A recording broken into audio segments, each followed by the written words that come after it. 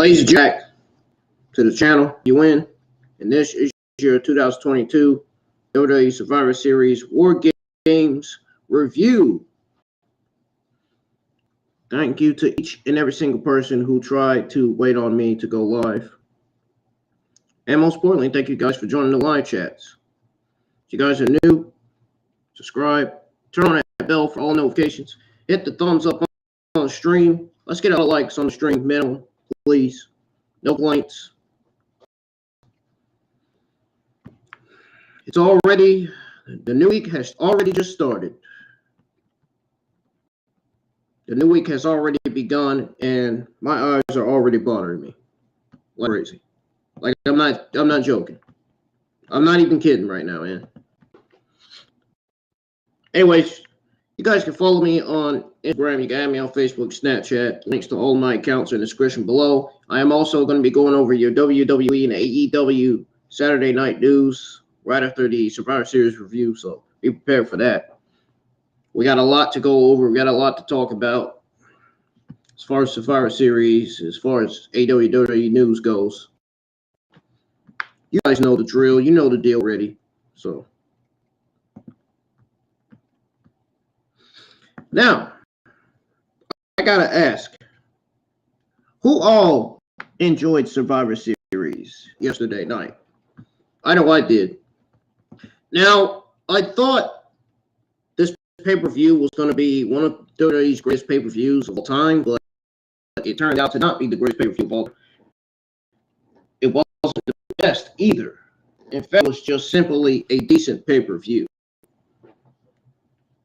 From perspective, from watching it, from watching the whole pay-per-view, from watching the whole show. Now, what's the most is the fact that Sasha Banks did not appear on the pay-per-view. They muted Sasha Banks' chants in the arena as well. I don't know why they would mute Sasha Banks' chants in the arena. Why would they do that? I don't understand that. That was pretty rude. And that news is actually spreading around on social media. And then Jey Uso might be suffered an injury. He might have possibly suffered at Survivor Series last night. I hope he's okay. Hopefully he won't be out for 6 to 8 months over an injury. You know, that's a bad place to be. Out with injury? No. You want to be 100% healthy in the ring, doing what you got to do, and that's that. That's all that matters. Some people like Braun Strowman in WWE need to make sure that they are on their best behavior. They're going to get fucking immediately fired from the company. Way I see it. As far as some of these tennis behaving goes. If you're like Braun Strowman, Triple H doesn't want you if you ain't Braun Strowman. If you ain't Pete Dunne, Triple H ain't going to get you. If you're not Adam Cole, Triple H ain't going to get you. If you're not Johnny Gargano, Triple H is not going to get you, man. I'm telling you now. Even if you're Mustafa Ali, Triple H is not going to sign you if you are not a legit good athlete. Now, if you're a really good athlete, yeah, he'll sign you. I doubt he'll sign anybody that's not really that good of an athlete. But anyways, guys, I don't have nothing else to say. Without further ado, we're going to go right into the WWE Survivor Series War Games review. There were no kickoff show matches, but the kickoff show closed with the announcement that the women's War Games match would open the main show, which was one of WWE's best decisions yet. The main show opened with a video set to Black Sabbath War Pig with recent footage of Ozzy Osbourne sitting on a thorn, lip cinching his legendary lyrics, while additional clips aired of WWE rappers. Osbourne closed things out by welcoming viewers to Wargames. The pyro shot off the stage, which had 2 shark cages on it for the Wargames matches last night. Michael Cole, let me remind you that the Survivor Series pay-per-view was yesterday night. Michael Cole welcomed us to Survivor Series for the 36th time, and it was the first time that Wargames was featured on the main event. Cole also said that there were 15,000 in attendance. There are 15,109 in attendance. Corey Graves checked in with Cole at ringside, and the duo spoke briefly about Cole said Dusty Rhodes created the match back in 1987 for Jim Crockett Promotions. He listed the wrestlers in the original match, and they rested the rules for the modern-day version of the War Games. Becky Lynch made her entrance, while the ring announcer Samantha Irvin handled it for the opening match. Alexa Bliss, Asuka, and Mia Yim made their entrances and joined Lynch inside one of the shark cages. The Raw Women's Champion, Bianca Belair, made her entrance and headed to the ring as the first entrant for her. Cole Sarah is the only member with War Games experience. Rhea Ripley made her entrance and waved at the bases inside their cage. It then entered the heel cage. Nikki Cross followed and climbed on top of the heel shark cage, while Ripley did pull-ups. So, Damage Control, Bailey, Dakota Kai, and Sky came out together. Red Kai and Sky have the most experience in War Games. Kai headed to the ring to start the match for her team, while Cole noted that it was her 4th War Games match. So Cole noted that the first 2 entrances would fight for 5 minutes until the next entrant arrived. Belair and Kai start for their teams. There was a cameraman inside the cage between the 2 rings. There was a countdown clock graphic that counted down the 5 minutes. Kai hit a running boot to the face of Belair, who was seated out the apron a couple of minutes into the match. So then Belair came back with a vertical suplex and then kept up. Kai formed a nice overhead kick. Belair got Kai in powerbomb position and then dropped her face first before keeping up again. So then Belair ran Kai into the cage, then hoisted her up and powerbombed her into the side of the cage. Io Sky was the second entrant for the heel team. The clock reset for 3 minutes. The entrant would arrive. I performed a head scissors takedown on Belair, who stood up between the 2 rings with Kai and Sky looking at her from different rings. Sky speared Belair through the ropes. And then Cole empathized that the match hadn't really officially started. There was no reason for anyone to go for pins or submissions. Sky performed a nice springboard drop kick on Belair, who was then thrown into the cage by both opponents. And then Asuka was the second entrant for the babyface team. Asuka traded strikes with Sky. Asuka got the better of Sky and went to the ropes. Kai climbed to the other side. Belair arrived and pressed Kai over her hand before running her into the cage. Asuka followed up with a missile dropkick on Sky. Belair and Asuka took a moment to play to the crowd. Not Nikki Trash anymore, Nikki Cross, was the third entrant for the heel team. Cross pulled several kendo sticks and garbage can lids from under the ring and tossed them inside the cage. Asuka came over. She actually came over to confront her, but Cross slammed the cage door on her head. The crowd chanted for tables and booed when Cross didn't obligate. Cross beat Belair with a trash can lid and then used a kendo stick to wrench her neck.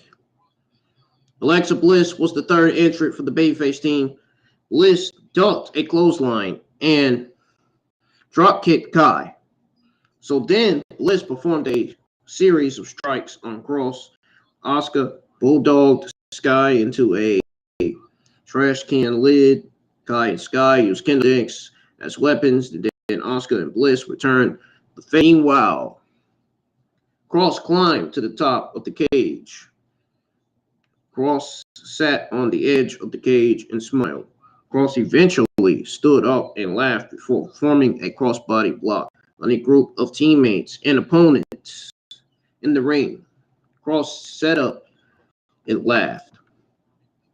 Bayley was the fourth entrant for the heel team. The crowd booed as Bayley walked to the ring, then cheered when she pulled a ladder out from underneath the ring. Kai helped Bayley by pulling the ladder inside the cage. The crowd chanted for tables. Bayley was cheered again when she pulled a table out from under the ring and slid inside the cage. Bayley entered the ring, performed a sunset ball that sent Belair into a corner of one of the rings. Cross and Sky set up a table over the ropes between the two rings, and then Bayley helped them slide it into Belair. Sky performed an assisted moonsault onto Bliss, who actually held her knee afterward. Kai followed up with an assisted double stomp on Bliss. So then after that, Mia Yim was the fourth entrance for the babyface team. Cole called her Mia Yim and Megan. Yim threw more weapons inside the cage before entering. Kai leaped from the ropes and Yim threw a trash can at her. Yim cleaned house while her teammates recovered. Yim dove through the ropes of two rings to speed. Belair recovered and started to set up a table until Bayley hit her from behind. All 8 wrestlers paired off and fought on the ropes in various parts of the two rings. The countdown clock was removed from the screen. The babyfaces performed moves from the ropes, and then the clock reappeared. Rhea Ripley was the fifth and final member, or should I say fifth and final entrant for the heel team. Ripley rushed to the ring, took shots at all four opponents at once. Bliss went to the ropes and Rhea Ripley spotted her and hit her with a forearm. So then Ripley performed a German suplex on Belair, then suplexed Bliss. The countdown clock disappeared again. Ripley was put down in the corner with a trash can in front of her when Yim performed a cannonball onto the trash can. Yim went for another double suicide dive. The heels cut her off. Becky Lynch was the 5th and final entry for the babyface team. And now let the War Games begin. Samantha Irvin started over the house mic. Lynch put a trash can over Sky and then hit her with a leg drop. Lynch turned her attention to Bayley and then traded punches. Lynch got the better of it and then put the boots to Bayley. So then Ripley approached Lynch and jogged at her. Ripley blocked 2 punches and then headbutted Lynch. Ripley set up her finisher. And then when she did that, Lynch slipped away and threw punches at Bayley. Ripley grabbed Lynch and hit her with the whip tie finisher and had her pinned. So then Asuka broke it up. Asuka sprayed mist into Rhea's face. Bayley performed a rose plant onto the steel plants that covered the opening between the 2 rings. Freaking eyes is burning, dude. Sky ran up the ropes. A bunch of women followed. And then Bálor set up for a Tower of Doom spot. Cross hit her with a kendo stick. The other wrestlers were pulled down while Sky climbed to the top of the cage. So when she did that, Sky performed a moonsault from the top of the cage onto Bálor and Yim, which drew a holy shit chant. Cross ended up with handcuffs, which Graves are legal. Which Graves said are legal in the War Games. Cross put one of the cuffs on Bliss, while the broadcast team recalled their one-time friendship. Cross wanted handcuffs. She wanted to handcuff Bliss to the cage. Bliss ended up with the other cuff and attached it to Cross's arm. Bliss got Cross in electric chair position, then followed back. She fell backwards, basically, causing both women to land on a trash can. So then after that, Ripley caught Asuka as she was going for a move and then threw her into the cage. Ripley went for her finisher on Yim, who countered into a sleeper. Ripley fell back to drive Yim that broke in half. Lynch and Bálor squared off with the 3 damage control members, and they all threw punches. Bálor slammed Bayley into a trash can, then hoisted up Kai for her finisher. Kai landed on her feet, but Lynch was there to hit her with a manhandle slam. Bianca Belair performed a KOD on Sky.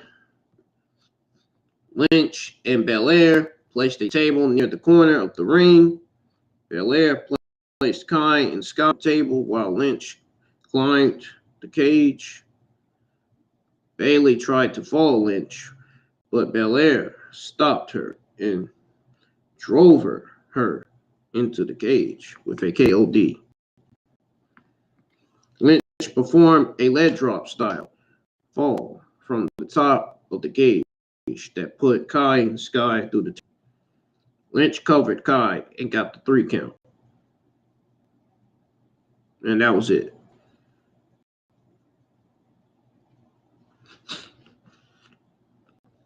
So the babyfaces in the Raw Women's division defeated the heels in the Raw Women's division, basically. Now, it was a fun WWE style War Games match. NXT counts WWE. Now, we could all do without the weapons. Pretty sure you guys wasn't surprised to see them use after watching NXT War Games matches. This somewhat felt like NXT War Games. I was hoping that the finish would be a showcase for Rhea Ripley. But none of us are surprised at all that they went the other way for Lynch's return. Everyone involved worked hard and took part in some big spots, and hopefully they all avoided injuries. Now we got Boston imagery shown and footage aired from SmackDown of Jey Uso dropping on the conversation between Sami Zayn and Kevin Owens, which Zayn lied about when he was asked if he spoke to anyone. They also showed the closing footage of the Wargames Advantage match from SmackDown. Roman Reigns was shown seated backstage while Paul Heyman sat behind him. Jey Uso entered the room, sat down next to Roman. Jey said he knew since day one that Sami Zayn couldn't be trusted. Jey told Reigns and Zayn lying to him. Jey said the only reason he didn't go after Zayn was because Roman Reigns didn't give him the order. Jey asked what they were going to do. Reigns laughed at Jey, asking what we would do. Reigns said he gives the orders. He said he would look Zayn in the eye and would know where his loyalties lie. Reigns told Jey to focus. Reigns and Jey bumped fists, and then Jey left the room. Reigns told Heyman to get him. Heyman picked up his phone to call Zayn. The broadcast team set up a sponsored video game trailer. A video package set up the AJ Styles versus Finn Bálor match. Entrances for the match took place. Cole ran through the Bullet Club history and said the match was really about who is the best leader. So we got Finn Bálor with Dominic Mysterio, Damian Priest at ringside versus AJ Styles with Gallows, Karl Anderson at ringside. Now Cole said, sorry, my eyes are bothering me. Now Cole said it was the only second time that Finn Bálor and Styles have met in a WWE match. It's because of my eyelashes. Styles went for an early sunset flip that Bálor rolled through before drop-kicking Styles. Then again, guys, I think it's my eyelashes and my OCD. It's messing with me. It's messing with my left eye. Bálor applied an abdominal stretch twice. Styles fought free the second time and used a hip toss. Styles hit Bálor with a sliding forearm and then played to the crowd. Styles hoisted up Bálor, slammed him on his knees before covering him for a 2 count. Styles set up for the splash, but Bálor slipped away. Bálor threw knees to the hip of Styles, who then gave Bálor a dragon screw leg whip through the ropes. Priest climbed onto the apron, distracted the referee while Dom trapped up Styles to prevent him from hitting his apron, and distracted the referee while Dom tripped up Styles to prevent him from hitting his phenomenal forearm finisher. Gallows and Anderson surrounded Dom. Gallows hit Dom with an uppercut. Priest ran over and got involved, and the extras brawled on the floor, and then the crowd, they brawled into the floor and then into the crowd and then out of the arena, basically. So then in the ring, Bálor put Styles down with a sling blade clothesline. Bálor to the crowd. He played to the crowd and got the desired heat. Bálor set up for a move. Styles cut him off with a kick to the head and then suplexed him into the corner. Styles covered Bálor for a 2 count. Cole noted that Bálor was having left knee issues due to Styles targeting the knee. You know, the knee of Bálor's. The knee of Finn Bálor's. Bálor then hit a standing double stomp and came up clutching the bad knee. Bálor put the boots to Styles, who called for a move for more. Styles rallied. Bálor cut him off again, and then they cut to a close-up of Bálor's strapped up back. So then Bálor set up Styles of his own Styles Clash move, but Styles escaped. Styles went for a calf crusher. Bálor escaped. Styles hit a Pele kick. Bálor came right back with an overhead kick. Both men stayed down on the mat for a moment, and then once they got up, Bálor stuffed a Styles move and then hit him with a gutbuster, covered him for a near fall. Bálor hoisted up Styles and slammed him onto his knee. So then Bálor picked up Styles, went for a move. Styles flipped onto his foot. Styles did a backflip off middle rope into an inverted DDT for a near fall of his own. And then Styles went up top, rolled through after Finn Bálor, avoided a 450 splash. Bálor caught Styles with a kick. Bálor went for his coup de grace finisher. Styles rolled up, or should I say rolled out of the way, and Bálor sold his bad knee. Styles put Bálor in the calf crusher. Bálor teased tapping out.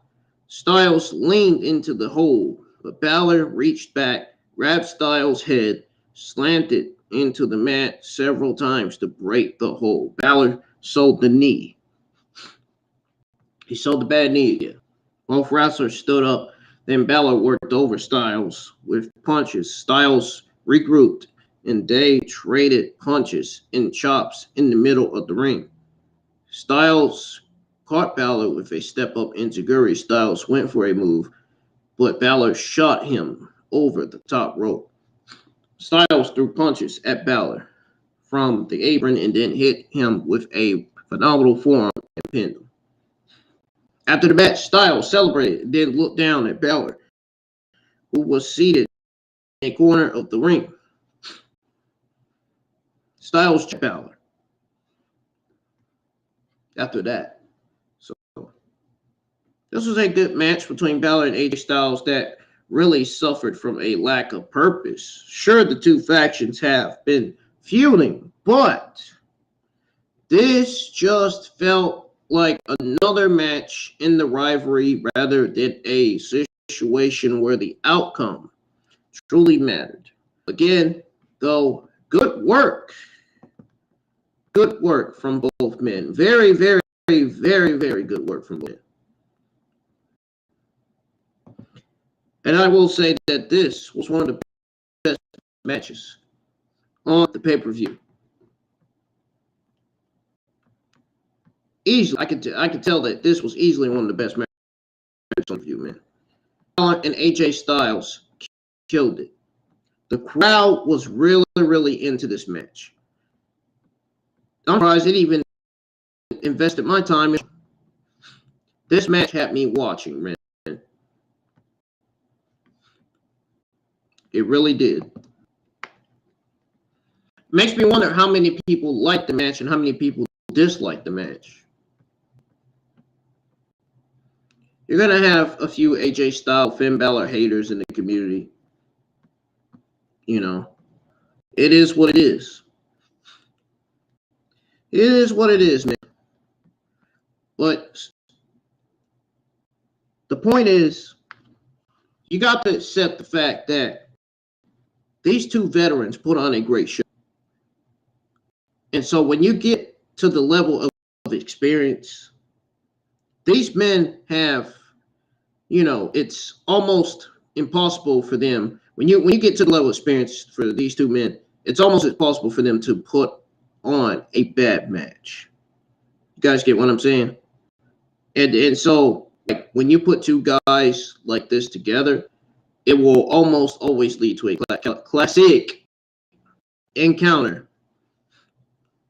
You know, after falling to get the win with a calf crusher, Styles was able to secure the victory with the phenomenal form. It was good that they got everyone else away from the ring so that these two could shine on their own. Really, really good stuff here, man. Now, the women's War Games match was a very, very, very, very, very fun way to kick off the show. It really was. Now, some of the spots in that match didn't go as planned. So there were 7 close calls that also, could have led to injuries. It helped the competitive nature of the bout, but it also slowed the match down in spots in a little bit of ways possible. Now, as you all know, Lynch ended up scoring the pin for her team by hitting a huge leg drop from the top of the cage to put Kai through a table. Now, everybody's gear in this match looked awesome. They went all on the designs. Now, Belair's hitting that rough backbreaker at one point. Kai almost landed on her head. And also, Sky's Hurricane Ronda to Belair did not go as planned. She barely had her feet over Belair's shoulders. Now, the drop kick Sky hit by jumping from one rope to another before hitting Belair was awesome. It kept teasing Sky versus Asuka, just giving us the match. Give us the match already, man. Like, guys waiting for it. Give us the fucking match already. Seriously. This match has an instant classic to being best match of the year candidate. This match legitimately has the looks to be match of the year candidate, man. Just based on how good these two Japanese stars are in the ring. Now, Cross hitting a big dive from the top of the cage into everyone who was in the ring at the time. Cross bringing up a 9-person Tower of Doom spot was, I guess it was somewhat hilarious. It wasn't that hilarious. Now, the leg drop Lynch hit from the top of the cage was a good way to end the match. And then, going back to AJ Styles versus Bálor again, Bálor wore a strange black mask during his entrance. And it was somehow weirder than the spiked one he wore for his last pay-per-view. Now, Styles also wore a mask, but his was made to look like a gas mask. The suplex Styles used to send Bálor into the corner was picture perfect. The Phenomenal One makes the 450 look so easy peasy, man. Wheezy, bro. Styles' chest was bit red after this was over. Bálor was laying in. Bálor was legitimately laying into the guy, man. But the fact that they got everyone else away from the ring to see these two shining their own was absolutely instant classic at its finest. Was absolutely great at its finest, man. No question about it.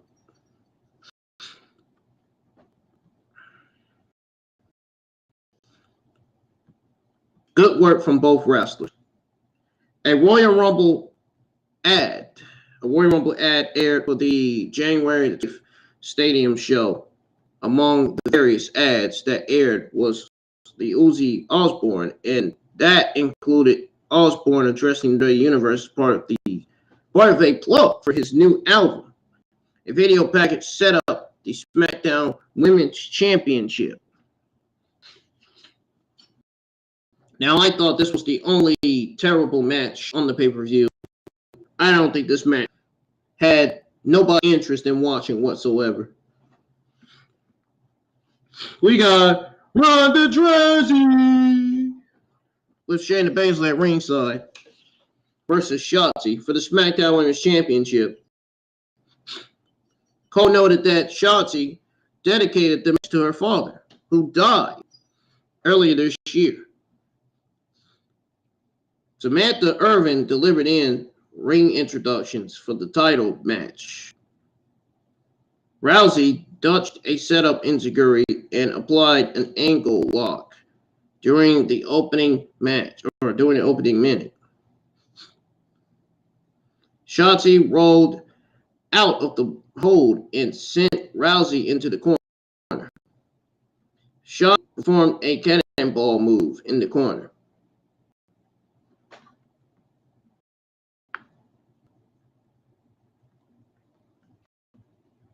So then Rousey went to ringside.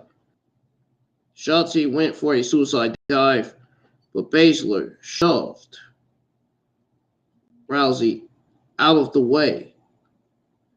It took the suicide dive for her. Shotzi stood up and ran Rousey into the rings before returning to the ring. Shotzi spotted Baszler on the apron and kicked her off. Rousey went after Shotzi from behind, and Shotzi saw her coming. Shotzi went for a top rope crossbody block. Rousey caught her in midair and slammed her to the mat. It didn't look good at all, but it actually looked better on slow motion replay. That's the only thing you'll hear from me as far as that goes. Rousey started toying with Shotzi. It then put her in an ankle lock. Shotzi stood up and hit a leaping enziguri to break the hold. Rousey rolled Shotzi into a submission hold. Graves said Rousey needed to be careful because champions get caught when they spend too much time playing with a challenger. Shotzi escaped the hold and was molded by Rousey, who put her in a submission hold over the ropes and then released the hold before the referee's 5 count. Shotzi got caught. Shotzi caught Rousey with a punch. The broadcast team made a big fuss over it, but the live crowd didn't bite. Shotzi went for a DDT on the apron. Rousey appeared to take the move poorly. Baszler got involved at ringside, but Shotzi took her out. Shotzi dumped Rousey and then Baszler over the barricade. Shotzi climbed on the barricade, dove onto Rousey and Baszler. They all tumbled into a few men who were basically seated in the front row, and their chairs fell over.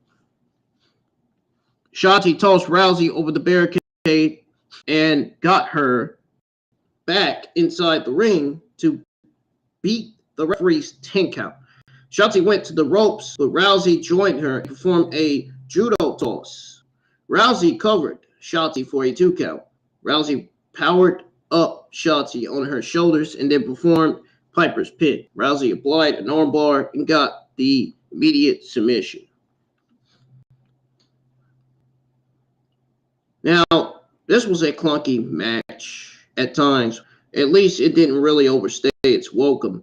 There was no reason to view Shotzi as a threat to win the match, and the live crowd clearly did not. Now, WWE, even though we don't need Ronda Rousey on television, I think WWE would still be better off using Rousey as a special attraction rather than having her work as frequently as she does. I mean, really. I mean, seriously, though.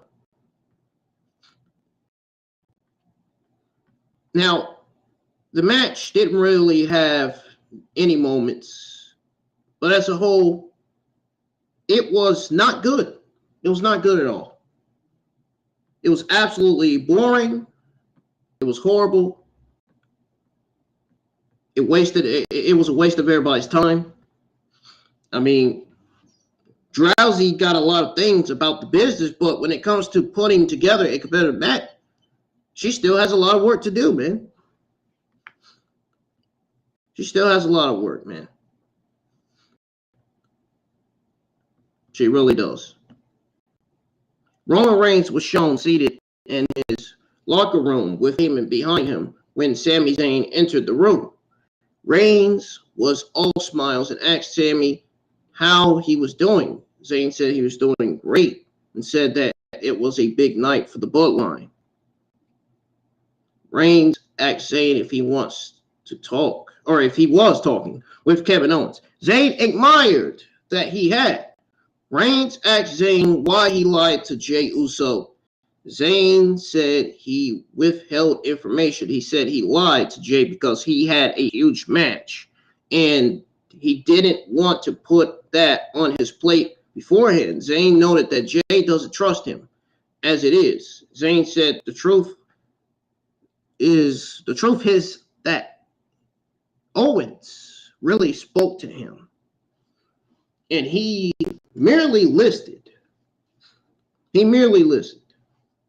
Reigns asked about Zayn what Owens said.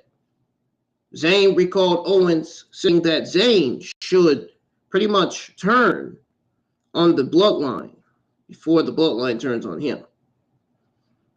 Same thing I said. Except for the fact that my opinion was going to be the Bloodline turning on Sami Zayn when they lose. But that wasn't the case. They didn't lose. They won. So I'm guessing WrestleMania 39 is a perfect place for the Bloodline to turn on Sami Zayn. That's what I'm thinking.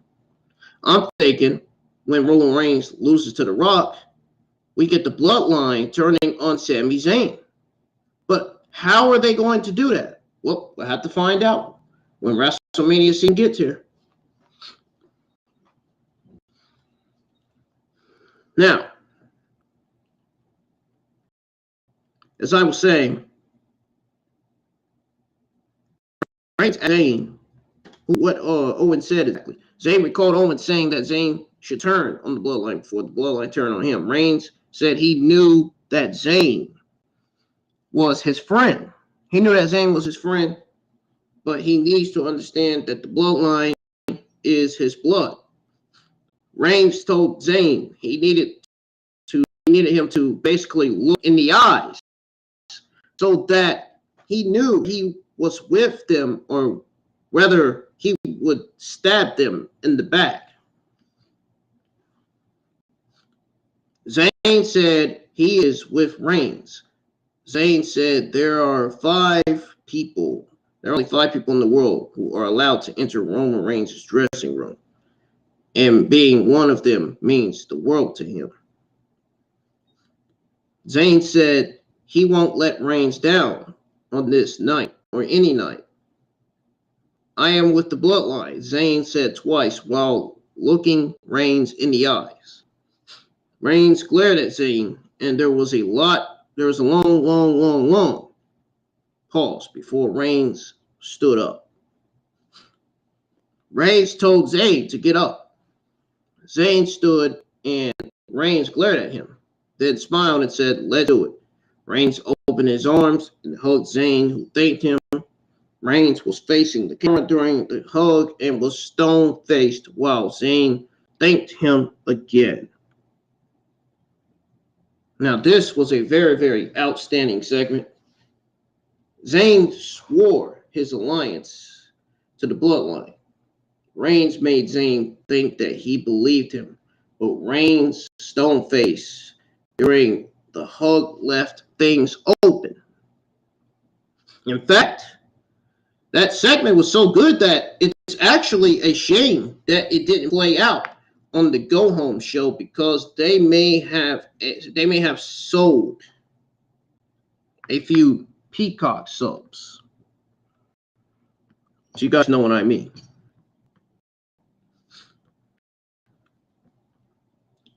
Absolutely a shame, man.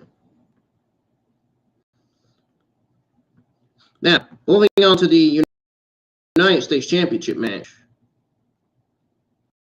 So there was Austin shown, and then Cole questioned whether Reigns believed Zayn.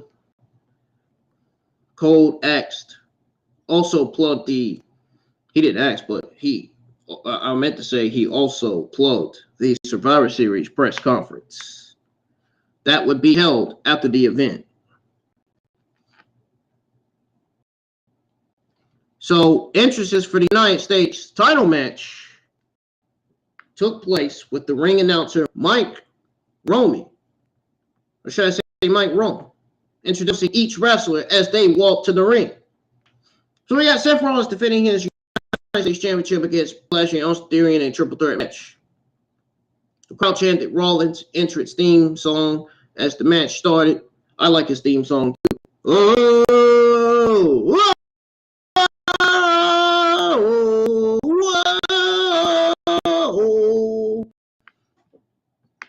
Lashley and Rollins both took shots at Theory to start,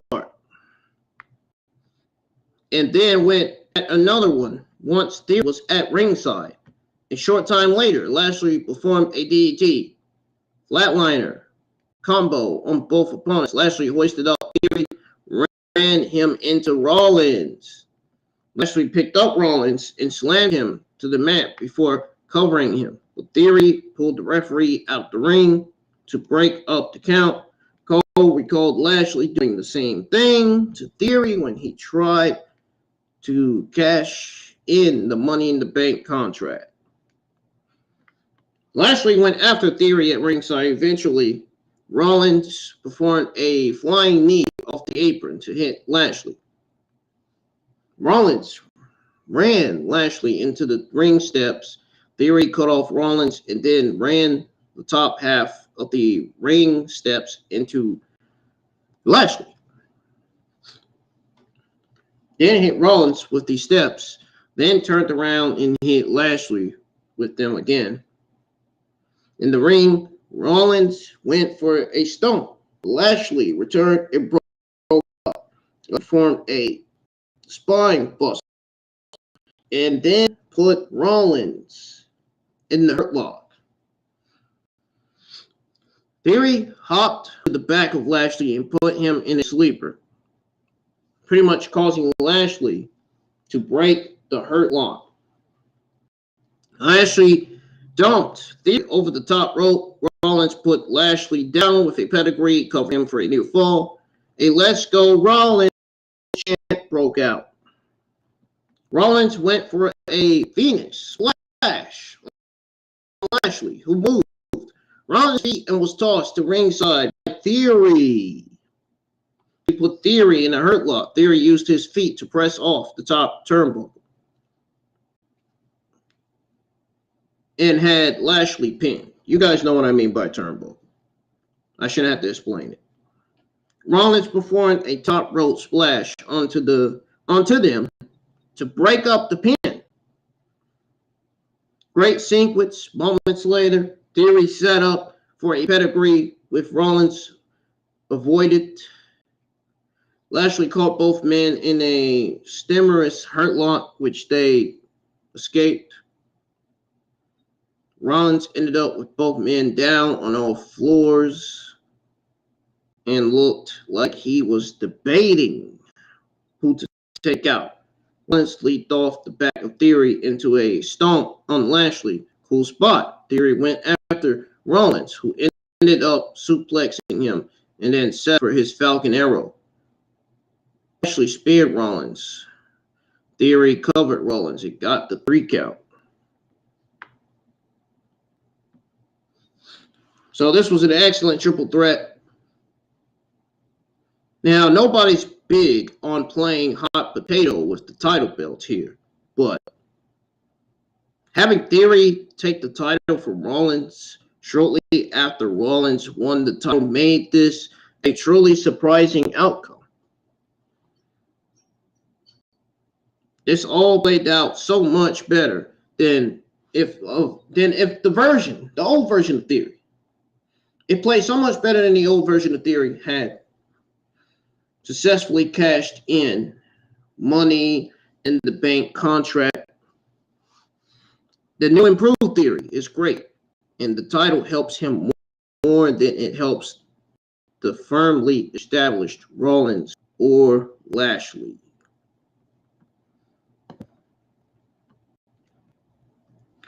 The match was decent. Once again, few spots looked way too planned. The crowd was so mad at the results, which made it kind of funny.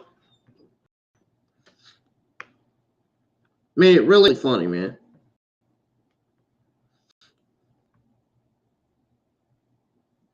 Now, the stomp that Rollins hit by jumping off Theory's back into Lashley was great. The spot when the Visionary broke up the pin with a frog splash, that was great too. He came off screen, so it was unexpected. It was unexpected when he came from off screen, man. It really was.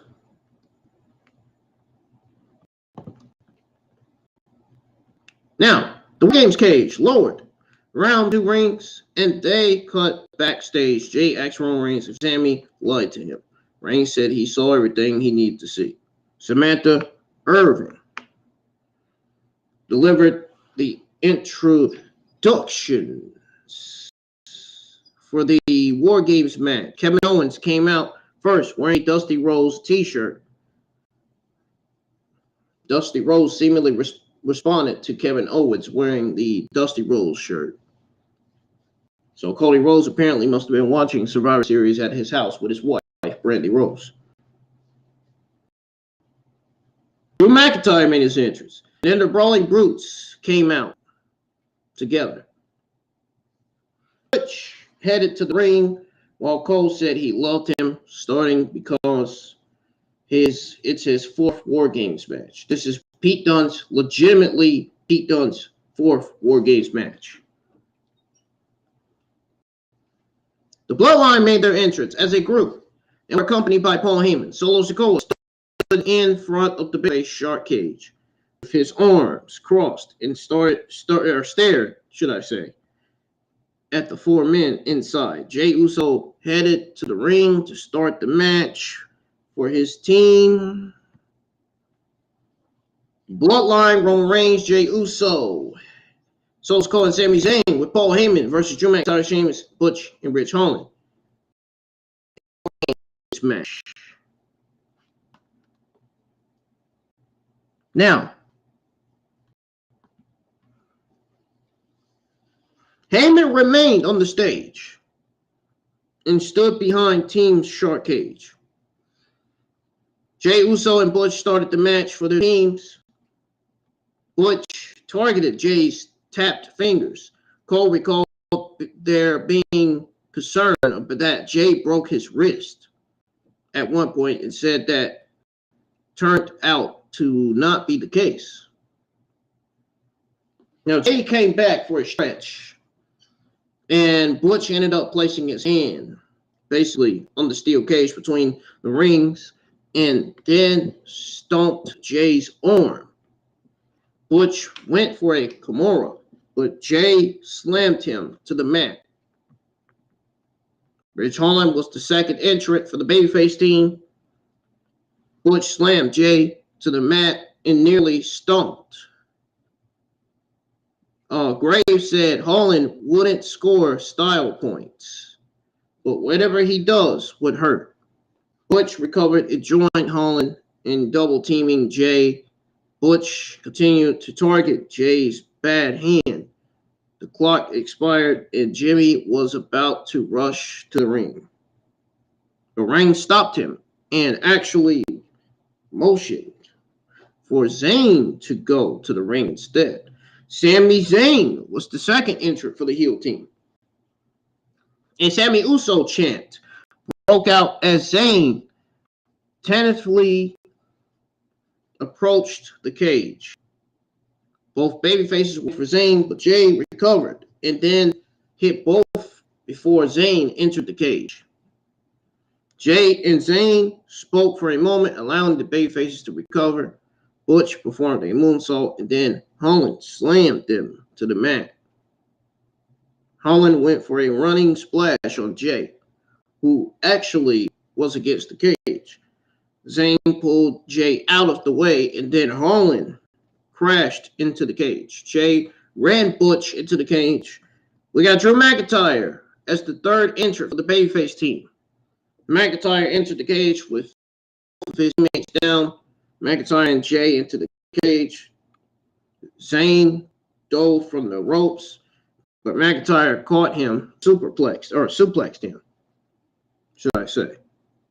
McIntyre followed up with another belly-to-belly toss of Zayn. Now, then performed Spine Buster on Jay.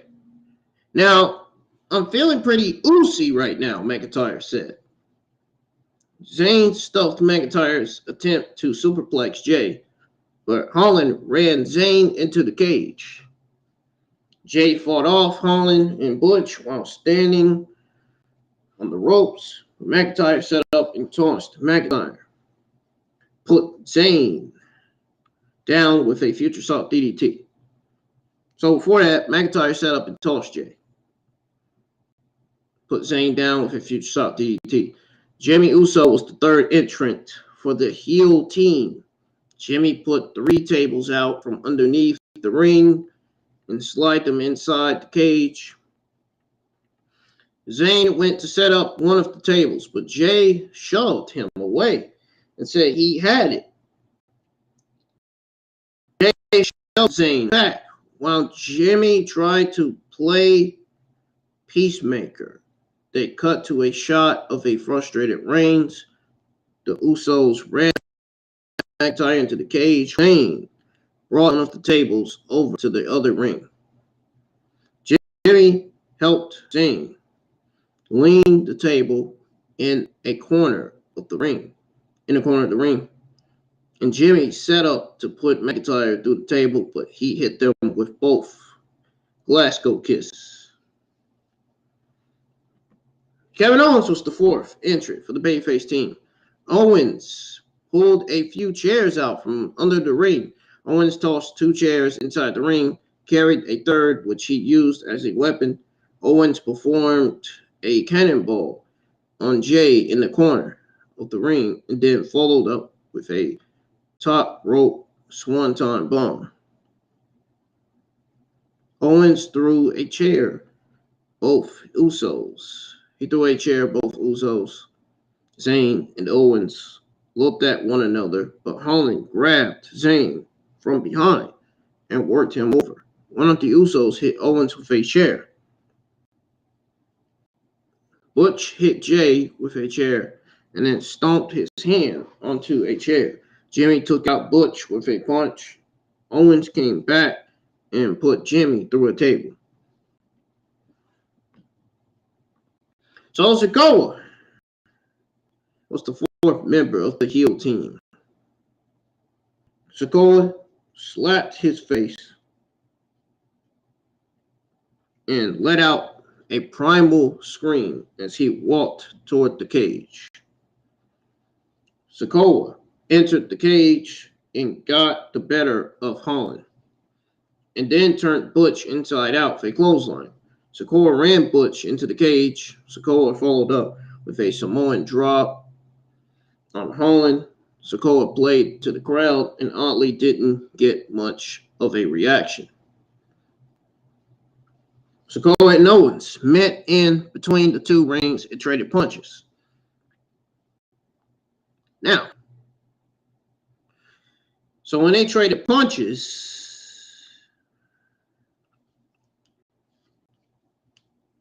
Sikoa headbutted Owens, who then ran him into the cage. Sikoa no-sold it. Owens superkicked Sikoa,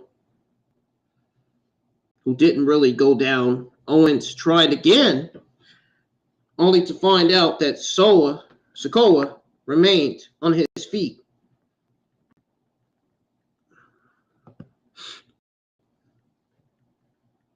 Owens for a powerbomb, but Sikoa backdropped him. McIntyre mentioned McIntyre motioned for Sikoa to bring it. Sikoa put McIntyre down in a corner of the ring, charged, but McIntyre got up, headbutted him. All the wrestlers went down in the cage as the clock counted down. Sheamus was the 5th and final entrant for the babyface team. Sheamus stopped and glared at Reigns before heading to the ringside area. Zayn held the cage door closed. Sheamus eventually opened it and slammed it on Zayn. Sheamus entered the ring, worked over both Usos with clotheslines, and then hit an Irish curse on Jay. Sheamus slammed Zayn to the mat. Sheamus went to the ropes and then clotheslined both Usos. Sheamus hoisted up Sikoa and then climbed to the middle rope and performed white noise. Then we got Roman Reigns. It's the fifth and final entry for the heel team. Cole noted that Reigns had been a champion for 818 days. At 28, or should actually wait, at 28 seconds. I'm gonna read this again. Cole noted that Reigns had been a champion for 818 days at 28 seconds. Samantha Irvin delivered the line. I think they were trying to say 28 minutes. I think they were trying to say 28 seconds. I think it was at 28 minutes. Anyways. Now let the War Games begin. The two teams stood in opposite rings and looked at one another. The babyfaces entered the heel ring. They all tried to trade punches. Reigns put Sheamus down with a Superman punch. Reigns let out the war cry in the corner and went for a spear. But Sheamus kicked him. Sheamus tossed Reigns over the top or over the ropes. The other Bloodline members tried to save Reigns from the 10 beats, but the other babyfaces intervened, and they all hit the 10 beats on the Bloodline members. Reigns and Sheamus ended up alone in one ring. Yep, they ended up alone in one ring, and Sheamus hit Reigns with a knee strike. Sheamus played to the crowd and set up for his finisher and hit the rope kick on Sikoa, who apparently took one for Reigns. The production truck missed it. Reigns then speared Sheamus and had him pinned. I can't even get my shit right today, man. I think it's because I'm tired.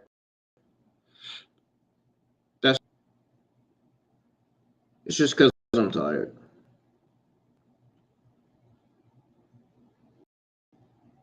Reigns speared Sheamus and had him, but Butch to break up the pin. Zayn attacked Butch and asked him if he knew who Reigns was. That is the tribal chief. Zayn said Jay tried to super kick Butch. And then, causing Jay to basically take out Zayn for a super kick. Graves said it was friendly fire. An asshole chant broke out. They were calling Jay Uso an asshole. The Usos hit 1D on Butch and had him beat. Holland broke up the pin.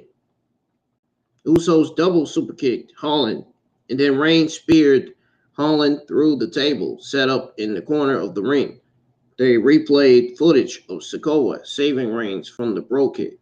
Sikoa super kicked McIntyre. Owens put Sikoa down with a stunner and went for the pin. Reigns broke it up. Reigns and Owens barked at one another. Owens said he's not done with Reigns by a long shot and then slapped him. They traded punches. Reigns dodged a stunner and then dropped Owens with a Superman punch. Reigns let out the war cry and went for a spear, but Owens cut him off with a kick. Owens followed up with a stunner and covered Reigns. Zayn stopped the referee from making the 3 count. Cole questioned if that was enough for Zayn to prove his loyalty. Owens glared at Zayn while a Sami Uso chant broke out. That's your family? Owens asked Zayn while pointing at Reigns. Jimmy went for a super kick on Owens, who blocked it, only for Zayn to hit Owens with a low blow. Zayn showed signs of remorse, while Cole said Owens went low on the best man of his wedding. Zayn knelt down and looked at Reigns, who nodded at him. Zayn performed a haluva kick on Owens. When Owens was going to fall down, Zayn caught him for a moment and then dropped him. Zayn looked at Jay and pretty much pointed to Owens. Jay performed a top rope splash on Owens and pinned him to win the match.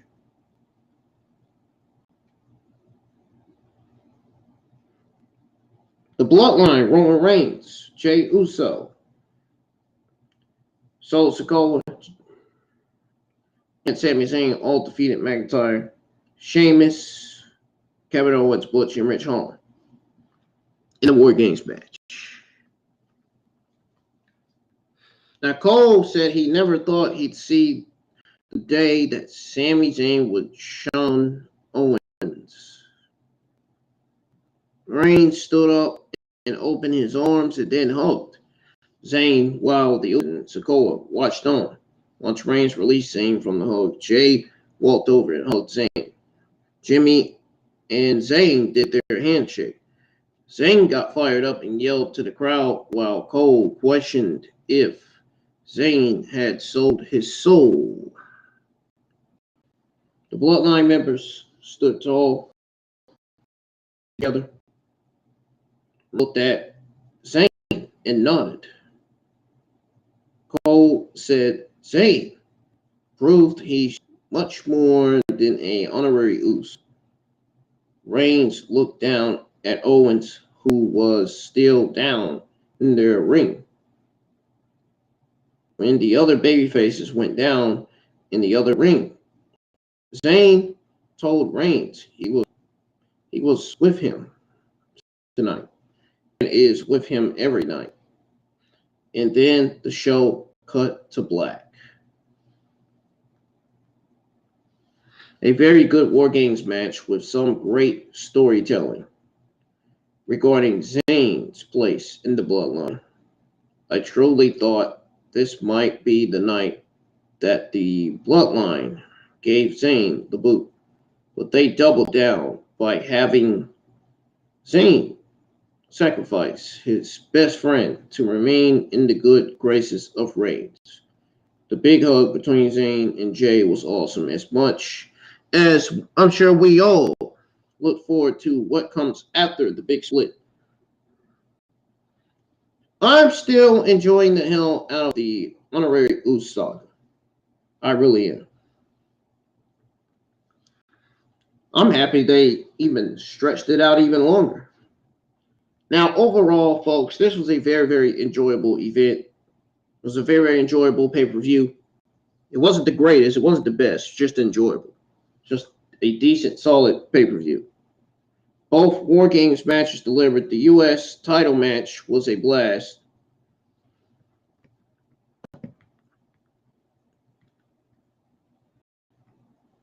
That's all I got to say to that. That is all I got to that, man. Well, ladies and gentlemen, that is pretty much going to do it for your 2002 WWE Survivor War Games review. If you guys enjoyed it, hit the thumbs up. Don't forget to subscribe to the channel if you're new. We'll be right back. I'll be back in like 34 minutes. Back from break. I'm going to go ahead and give you guys your WWE and AEW Sunday night news. So stay tuned. Stay here. I'll be right back. Don't go anywhere.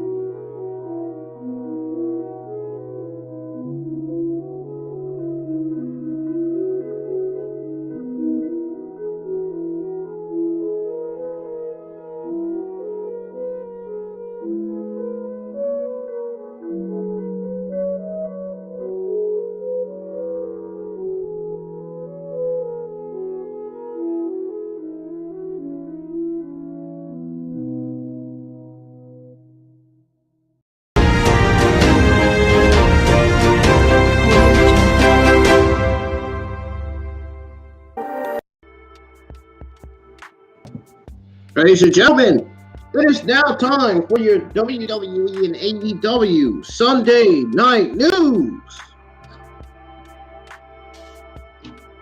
We got a lot of WWE and AEW news to go over. That includes news on Randy Orton, Triple H, Brian Kendrick, and plenty more. Again, if you guys are new to the channel, subscribe, hit that thumbs up. Let's get a lot of likes on the stream minimum. No excuses, no complaints. We're going to go ahead and start with your WWE Sunday Night News on Randy Orton. So, apparently there's a date of Randy Orton's back fusion surgery. It has apparently been reviewed. So, Randy Orton has accomplished a lot of things during his 2-decade run with the WWE. The Viper's body had gone through a lot of wear and tear over the years, which is why he needed surgery. Now, the date for his most recent surgery has been revealed as well. Randy Orton has been out of action. He's been out of action for a long time due to his back injury. He was written off WWE television. After being attacked by the Usos, as previously reported, Orton underwent back fusion surgery. Speaking on Wrestling Observer Radio, Dave Meltzer talked about Randy Orton's back fusion surgery. Meltzer revealed that Randy Orton underwent the surgery on November the 14th. Says here, and I quote, this is what Dave Meltzer said. He said, and I quote, he had back fusion surgery a couple of weeks ago. The 14th was the date. Yeah, you know. The thing is, he's been out for months. And evidently, the fact was that he didn't get the surgery right away, which probably means he thought he could rehab it with rest. And I remember hearing that, man, I did hear a little scuttlebutt about how it's not healing well. And I think that, there was defiantly concern a month or so ago. And now he had the surgery. And then he goes on to say in the last paragraph that, back injuries and back surgeries are weird because you often hear about people saying it doesn't help. Sometimes it does. Often you hear it, so hopefully the best for him. Randy, Randy always preaching, working safe. It does work a style than most. He is in this business. Nothing is safe. End quote. Randy Orton is also unlikely to make his in-ring return anytime soon. Regardless, hopefully Randy Orton will be at 100% whenever he does come back. In the meantime, fans will continue to miss him. Do you guys miss Randy Orton? Let me know in the live chats, please. I would really appreciate that. I want to know from you guys if you miss him or not. Now, your next WWE Sunday news we have is on the belief that apparently Dwayne Johnson, known as The Rock, can make Roman Reigns into a bigger star. Well, talk about serious news. Talk about a match that should be taking place at WrestleMania 39 this year. This is the match that we need to be seeing at WrestleMania 39, Rock versus Roman Reigns. Now, Roman Reigns is the undisputed WWE Universal Champion and has been indomitable for the last 2 years. For a very long time now, fans have been wondering when Roman Reigns and The Rock will battle each other at WrestleMania. Even Jim Cornette believes The Rock can make Roman Reigns into a bigger star. Many believe a match between the two top stars will become one of the greatest matches in the history of WrestleMania and a true draw. Despite all the hype, the match is still on the top of many fans' dream match lists. While speaking on his Jim Cornette experience, Jim Cornette talked about The Rock versus Roman Reigns. He stated that he believes The Rock can make Reigns into an even bigger star by putting him over. So that's what this is about. It says here, and I quote, "You see, this is a different case. The Rock obviously doesn't need to be any more over. And obviously, he doesn't need to have another match. Obviously, if he does have another match, it's because he wants to, and the one he specifically wants to have, and that's with Roman Reigns. Because even though Reigns is now kind of a part-time guy, you could still make Roman Reigns an even bigger star if he beat The Rock. And because it's a family connection. I think that's what they would probably do." And then Jim Cornette goes on to say, "So that could be a mega drawing match. And again, even if people wanted to see The Rock win, they would understand that he didn't, because also, and maybe even for a upping title. Maybe it's a personal issue where They swerve the people. It's non-titled that way. They think Rock will win, but he still puts Roman over. That could happen. But Rock says, I don't want the title. I can't have the championship. I'm a movie star. But this one thing to settle. Who is the head of the table? End quote. So it is to be noted that on social ringside news exclusive reported that The Rock is a virtual lock for WrestleMania 39. It remains to be seen when the company will be booked, will actually book the feud between the two. Ringside News also exclusively reported that The Rock will not be at the Royal Rumble, so only time will tell how WWE handles this huge match. Are you excited about the match, ladies and gentlemen? I know I'm excited about the match. I know I am. I'm pretty sure Dawson is too. Dawson mentioned the match in the live chat last night when I was live with my WWE Survivor Series Wargames watch along. I'm excited for the match. I think it's going to be great. I'm sure everybody that's watching this stream agrees. Rightfully so. All right. So, Triple H. There's a lot of news on Triple H that we have to go over. And that includes the one I'm about to go over now. So, apparently, I don't know if you guys saw this floating around the internet or not, but Triple H is positive about making Wargames a yearly Survivor Series pay-per-view. Now, Wargames was a Dusty Rhodes creation before Triple H brought the concept all over to NXT. The game found the perfect opportunity to take the innovative matchup to the main roster and merge it with the Survivor Series following Vince McMahon's departure from WWE. The game was asked whether he intended to make Wargames an annual fixture on the main roster during the post-Survivor Series media scrum. So this was his reply. This is what he said, and I quote, "We'll see. I think, as I mentioned, it worked out incredibly well. But we'll see how it goes in the process of looking at the year-to-year schedule as to where things go. But I feel positive about it. We'll see where that takes us."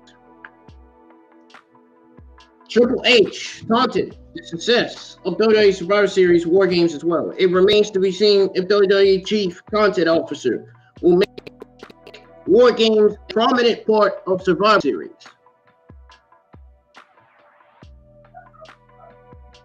What's y'all's take on this story, man? Let me know.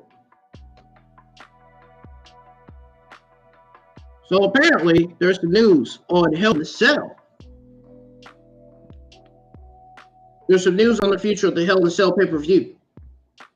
So Vince McMahon retired from WWE back in July, and since then, Triple H took the reins and became the head of creative. Fans were more than happy with this outcome as well. With the game in charge, he reportedly decided to nix a few themed premium live events, including Hell in a Cell. In fact, even now, the event's future is up in the air.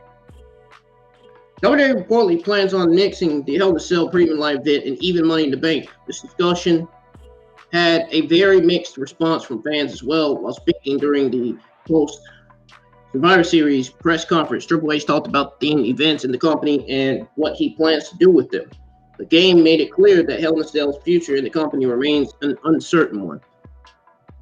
He says here, and I quote, "I think Hell in a Cell stepping away from me because Hell in a Cell is one of those things that is a giant blow-off, right?"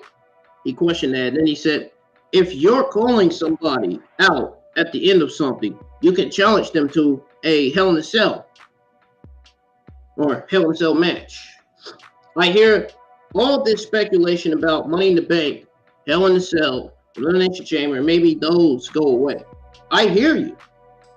Then he goes on to say, I had a highlight of my career in Hell in a Cell with Mick Foley. And I calling each other out at Hell in the Cell. And then he continues on to say, then when you've got someone going, all right, I'm tired of you. I'm going to challenge you to an elimination chamber with 4 other guys. It doesn't work, right? Same thing. That does it. I challenge you to Money in the Bank. I feel like there's a difference there. I feel like we have to elevate that. I feel like we have to look at the schedule and figure out which works best for our fans. It's that whole art and story of what we do. Figuring everything out. It's up in the air. But it's something we think about on a regular basis. End quote.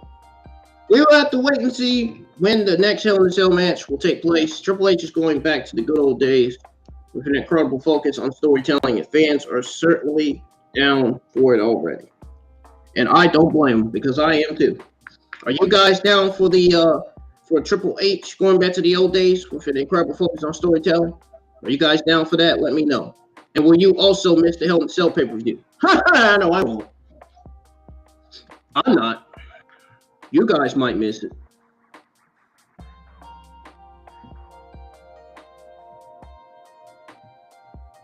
All right, moving on to the next news here, guys. Moving on to your next WWE Sunday night news. This one is on Sasha Banks. There's some news on Sasha Banks, folks. But first, we're going to go over the news on Triple H, because there's some more news on him too. So we're going to go over news on him first again. So we all know that Triple H makes sure WWE talent knows where their storylines are going.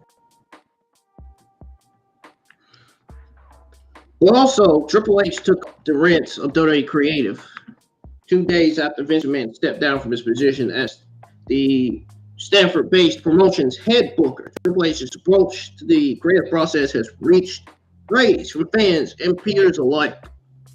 Triple H talked about WWE's creative process during the post-Survivor Series Wargames media scrum. The game said he made sure that performers knew about their storylines in advance. He said here, and I quote, "You just want to make sure your talent know where you're going. It's like a GPS where you just put in your destination. Not a GTS where you put people to sleep. No, that's not what he's talking about. Get your minds out of the gutter, man. There are several routes. There's several routes, to get there." He says there are several routes to get there. Then he says you have to know where you're going. But you can't be so married to it that you can't be nimble and move to it basically at a second's notice. Triple H is positive about making Wargames a yearly fixture as well. I have to wait to see what does the game have in store for the WWE Universe on Monday Night Raw next week. Let's take on the story. Now we can move on to the news on Sasha Banks. So Sasha Banks apparently surprises fans by dropping a post with AEW hashtag after WWE Survivor Series Wargames. Now, Sasha Banks and Naomi walked out in the middle of Raw back in May. Since then, things have never been the same for them. Following that, Banks has tried to separate herself from WWE in numerous ways. In fact, she hinted at her pro wrestling future while mentioning AEW among other promotions. Banks and Naomi seemingly confirmed their WWE exit after changing their social media in months that followed. Both of them took part in numerous events, including New York Fashion Week and appearing at the premiere of Black Panther 2. Banks uploaded a video to TikTok where she showed off a variety of in-ring training sessions. What's interesting about this post? Is that uploaded just after WWE Survivor Series concluded is that she mentioned AEW in one of her hashtags. Now, Banks is also promoted as a former WWE superstar for an upcoming appearance next year as a former WWE superstar. Regardless, we'll just have to wait and see what Banks will be doing next in her career. Do you guys think Sasha Banks is done with WWE for good? Let me know. I don't think she is. I think she's still coming back. I think Sasha Banks is going to be Ronda Rousey's opponent for WrestleMania 39. I absolutely cannot see Becky Lynch being Ronda Rousey's opponent. They're not even on the same brand. I just can't see it. I'm sorry. I can see Sasha Banks being Ronda Rousey's next opponent for WrestleMania 39. I'd rather watch Ronda Rousey versus Sasha Banks than Ronda Rousey versus Charlotte Flair. Nobody wants to see Charlotte Flair floating out in the ring wrestling. No. Nobody wants to see her. Nobody wants to see that. You know how many times we got that match anyway? Think about how many times we got that match. How nauseating the Ronda Rousey versus Charlotte Flair matches were. The way they were produced, man. Oh my God, the way it was booked. You gotta think about it, guys. Think about it. Think about it for a second. When you come back to this live chat, you'll realize how right I am. Then you'll be like, oh, how right you are, IWN.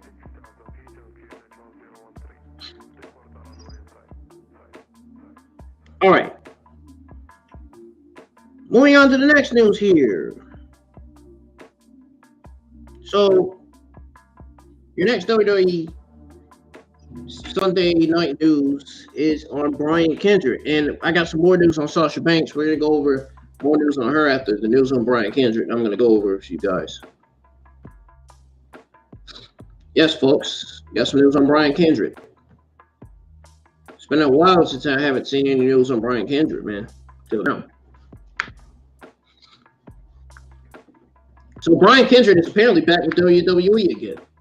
Brian Kendrick was slated to make his AEW debut against Jon Moxley back in February. Kendrick had parted ways with WWE and had a lot of things to look forward to. However, AEW pulled the plug after past offensive comments made by Ryan resurfaced online. Now it seems he is back with WWE. Kendrick's absence took place as he made anti-Semitic comments and even talked about a lot of conspiracy theories. A video started making rounds online where Kendrick was seen talking about Sandy Hook, the Holocaust, and even 9/11. According to Fightful's paywall, Jason Jordan and Kendrick were listed as producers for the match between SmackDown Women's Champion Ronda Rousey and Shotzi Blackheart at Survivor Series. Kendrick also previously apologized for his insensitive comments as well. It is not known whether Kendrick is back as a full-time employee or not. Ringside News will keep me updated on his WWE status. And if they give me any updates on his status, you know I'm going to do a WWE and AEW news live stream.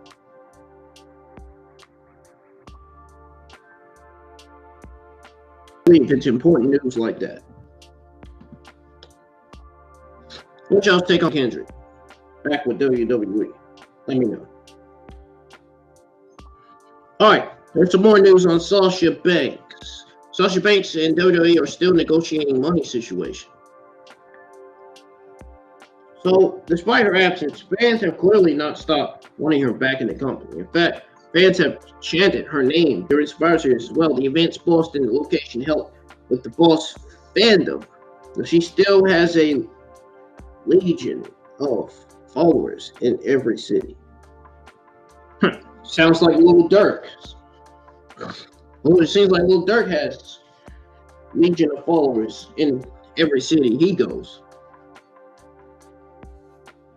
Many fans are surprised that Sasha Banks hasn't returned, especially with the change in WWE's creative leadership. While speaking during the Wrestling Observer Radio, Dave Meltzer noted that Sasha Banks and WWE are currently negotiating a deal, and it's about money. Money. Says here, I quote, "You know, they're in contract talks. And the last I heard, you know, it's a money situation. And that was a long time ago. I don't know where it stands right now." End quote. So that's what Dave Miller was saying in the Wrestling Observer Radio. Now, Sasha Banks also dropped a very interesting AEW hashtag. I have to wait to see if she will return to WWE or not. I already went over that news on that, so you ain't got to worry about that.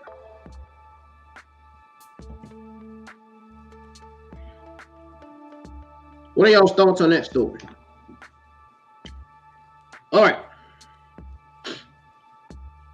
WWE considered changing date of NXT draft. I got some news on that.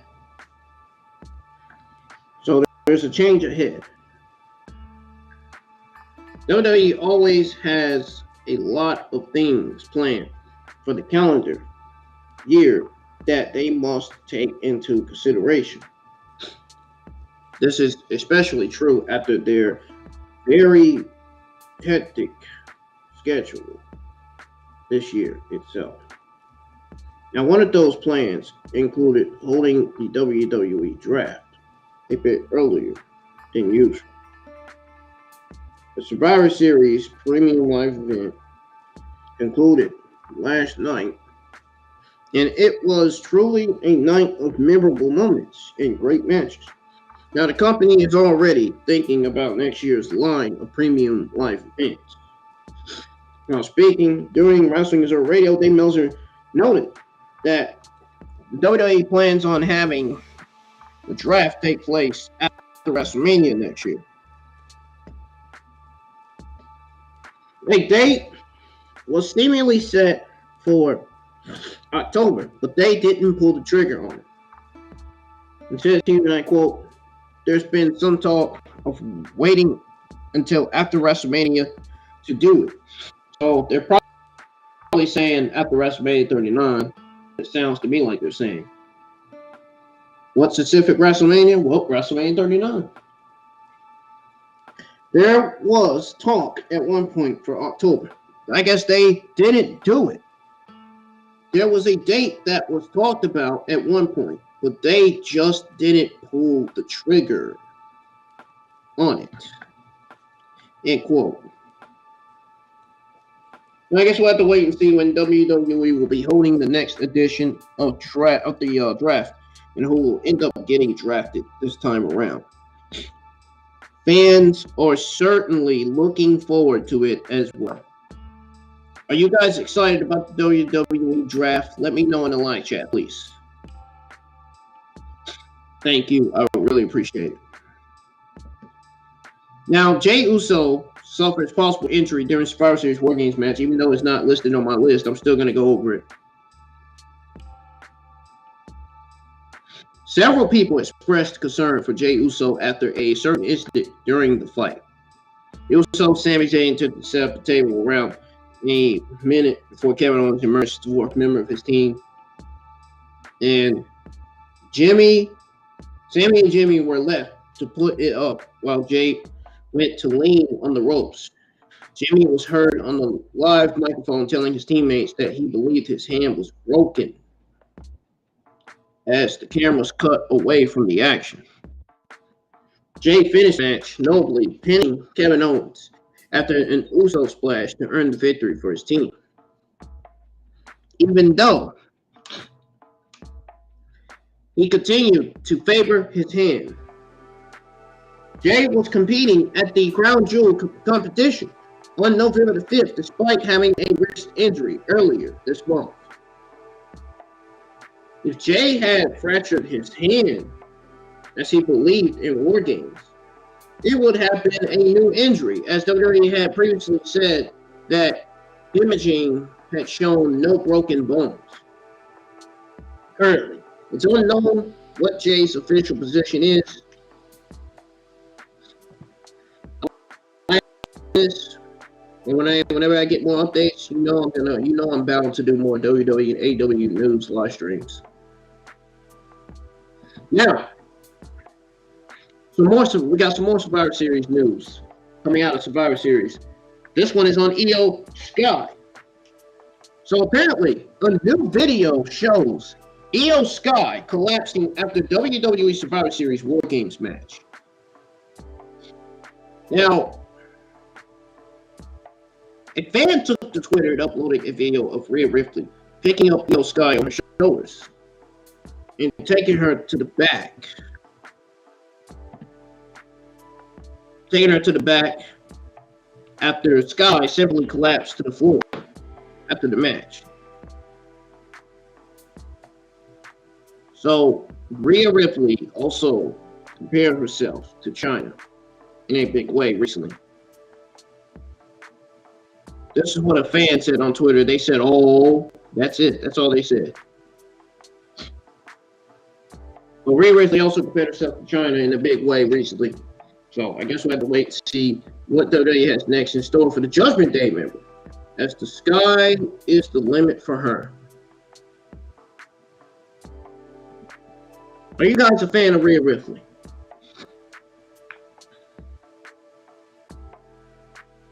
There's some news on Roman Reigns. So apparently WWE is still nailing down plans for his opponent.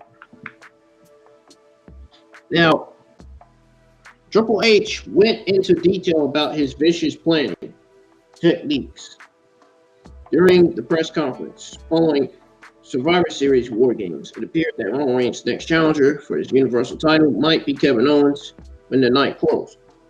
But that is not 100% solid at this point. My sources Ringside News. They asked around about the report that said Roman Reigns versus Kevin Owens is the next direction for the Tribal Chief, likely at the Royal Rumble. They are told that this decision is still totally decided on. A Tanner member of the creative team told Ringside News that it all depends on Triple H. Roman and Heyman getting together and laying out a plan, should say. So Roman Reigns and Heyman are more than likely going to be laying out a plan together. And that being said, the idea of KO versus the head of the table does have support internally. Now, they were told that Michael Hayes might be involved in the planning process for Roman Reigns' next program because he has often been included in the exclusive circle of people who work on Roman Reigns' creative direction. Kevin Owens and Roman Reigns faced off in a last-minute standing match at the 2021 Royal Rumble event. It would be interesting to see that match go down again because it could kick off a big story on the road to WrestleMania. There are a couple of possibilities on which way WWE can go with things. At this point, it might appear that we know exactly where they're going, but the entire plan isn't locked down just yet. I think the plan is to have the Kevin Owens storyline. The plan is to have the Bloodline turn on Sami Zayn in this storyline. I think that is the plan. If that's the plan, I would not be surprised. I would not be shocked at all. Because I know that's exactly what the plan is. To have the Bloodline turn on Sami Zayn after this storyline.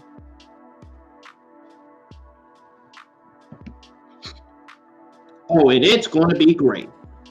It's going to be great. Then that's going to give us the Usos feuding with the best friends, Sami Zayn and Kevin Owens.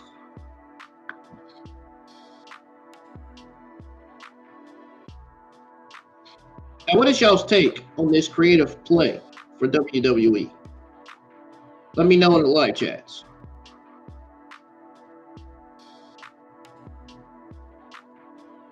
All right, moving on to the next news. This one is on. Triple H again. Got more news on him. It's the last piece of news on Triple H. So apparently, Triple H creative takeover changed the culture within WWE. We know that. We already know, man. So Sean Seth reported behind Fightful's paywall that changes in WWE are also apparent backstage. It is noted that backstage morale has improved in big ways over the last several months, and the culture has changed within the company as well. Here, and I quote, with WWE delivering strong quarterly numbers, everything seems safe for the company in a post Vince McMahon world. However, the backstage morale has improved significantly. Speaking with members of the locker room over the last several months, the culture has been changed based on those that were willing to speak on it. Says, and then it continues on to say, almost everyone said that going to work was much more fun and easygoing compared to the Vince McMahon era. With one saying, there isn't a perpetual fear of getting fired for things you can't control. Another noted that there are still some talent that aren't being used effectively, but that it's a vast improvement over where things were in the summer. The creative input and ability to improvise more was also taunted. That quote. It was also noted that numerous talent that they spoke to looked back at the points as near as all-time low for them in the company, from a creative satisfaction and booking standpoint to losing faith in Vince McMahon as a creative force, a leader in some sense. Right now, there is a lot of optimism of Triple H's booking and creative, despite there being some hiccups. WWE's landscape has certainly changed a lot in 2022, and in unexpected ways. Only time will tell how things will look when we're rounding the corner into 2024. This time next year. Or should I say 2023? Oh, man, we got a long way to go before 2024, man. But seriously, folks, for real, only time will tell how things will look when we're rounding the corner into 2023 and into 2024, both.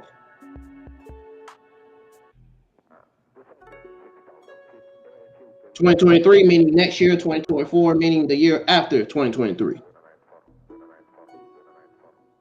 What's y'all's take on this movement by WWE? Give me an answer.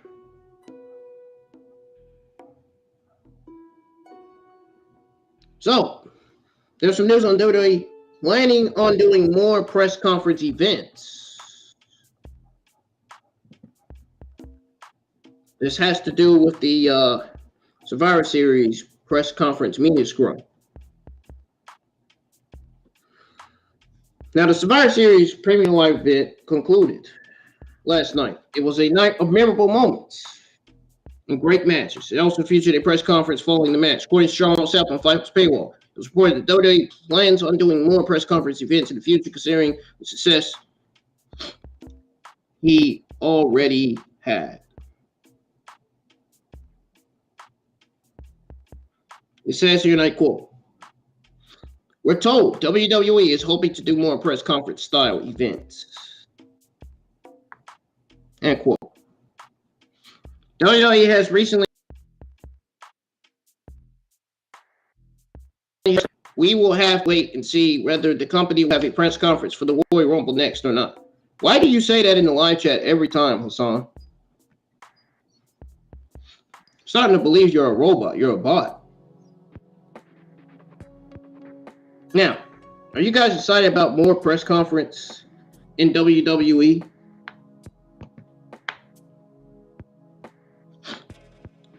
Let me know in the live chats, guys. We got some news on Hit Roll. Hit Roll was brought in for WWE Survivor Series Wargames, but not even used. That's surprising. That's a shock right there. What a revelation. According to Fightful Select Hit Roll, several other wrestlers were brought out to Boston. However, used for last, despite the fact they were around. Roll wasn't used. Now, the Survivor Series featured 2 War Games matches for the first time in the show's history. Our team, Bálor, emerged victorious in the women's War Games match. The Bloodline won their War Games match after some excellent storytelling to close out the show.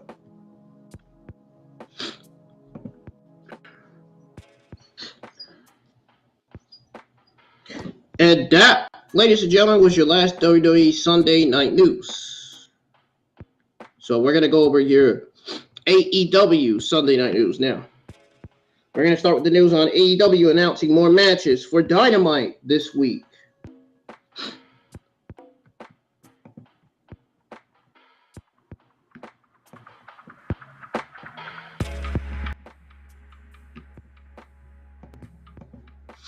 What is going on with my music? Anyways, whatever. So apparently, more matches have been announced for Dynamite. I'm gonna get to that. Let me give me some time to get to it. There it is. Okay, so AEW Dynamite is set to take place next week, or should I say this week? I don't know why I said next week. I'm such a dummy for that. AEW Dynamite is set to take place this week from Indianapolis. AEW announced a loaded card for the week on today's AEW Rampage show. This week, Dynamite is likely to sell tickets given the lineup announced. Now, Bryan Danielson will be in action next week. Hassan, I'm doing a review right now, man. You have to stop asking me that every time. When I'm doing a review, I don't need nobody to be questioning me. I need everybody to be listening. When I'm going live and doing my reviews, I need everybody to be listening and communicating with one another in the live chats while I'm reviewing. Not asking the person that's reviewing how they're doing. Bryan Danielson will be in action next week, as he is set, especially when I get out there during AEW news. But anyways, Bryan Danielson will be in action next week as he's set to face off against Dax Harwood. Jade Cargill has also announced a special TBS Championship celebration next week. This celebration will pretty much be to celebrate her dominant run as champion. More like her terrible run as champion. Her reign as a TBS champion has been absolutely complete drowsy, man. It has been a complete disaster. It's not even Jade Cargill's fault, man, that her title run has been fucking nauseating, god-awful from the word go. The best of 7 series. Best of 7 series for the AEW World Trios Championship will continue next week as Death Triangle squares off against the Elite in match number 3. Death Triangle currently leads the series 2-0. The question is, will it be 2-1 next week? Will the Elite win over Death Triangle? We'll also hear from the new AEW World Champion MJF next week. This will be his first appearance on AEW programming after defeating John Moxley for the title, AEW Full Gear. More matches for the show will be announced after the holiday weekend, which they were. This should be an excellent show. And they also noted that more matches will be announced for this weekend.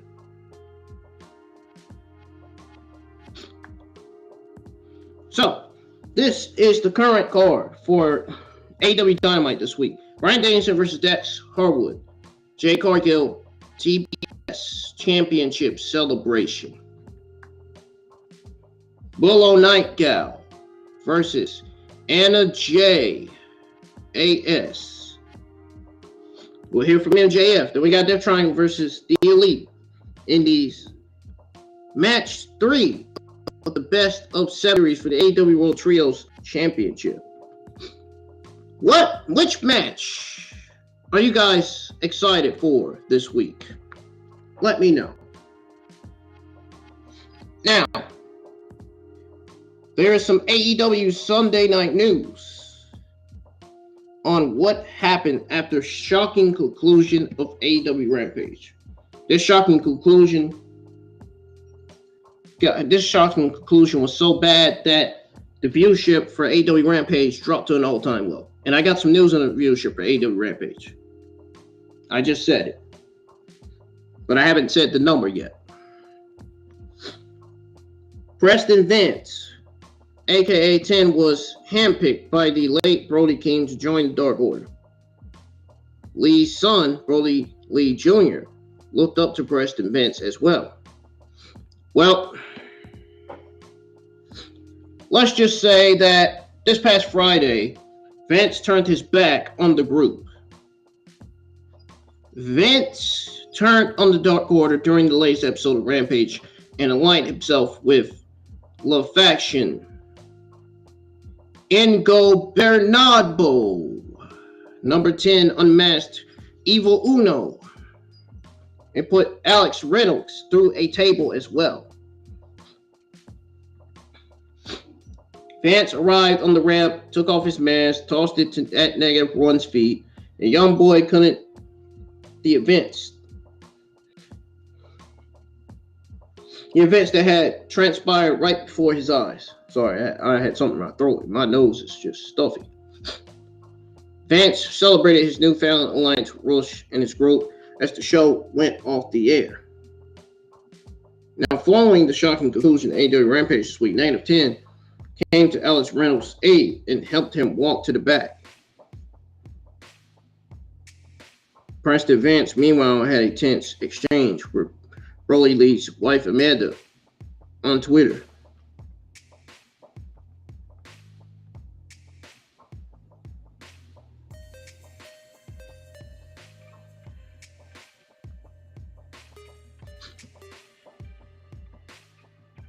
What's y'all's take on this story? And I'm getting ready to show you guys the tweets exchanged between Preston Vance and Amanda.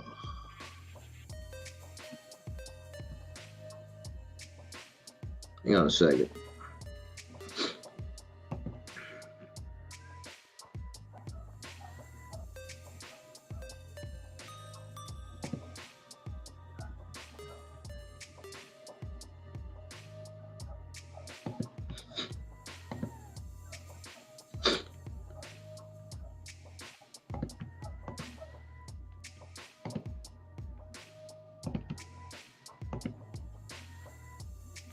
All right, here it is, guys.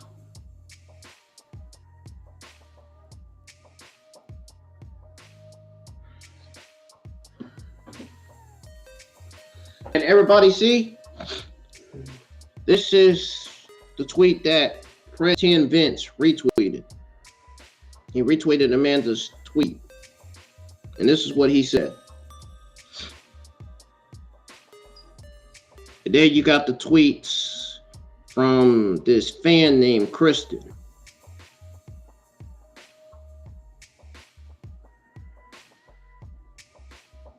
You can tell he's an AEW Shield. He's an AEW fan. And then, of course, the All Elite Wrestling.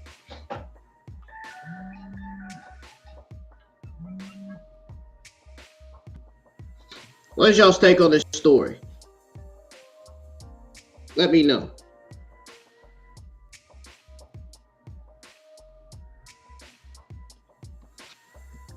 Now, moving on to the next there, guys. Moving on to your next AEW Sunday Night news. This one is on AEW Gear. Now, AEW Full Gear pay-per-view numbers were slightly down from All Out.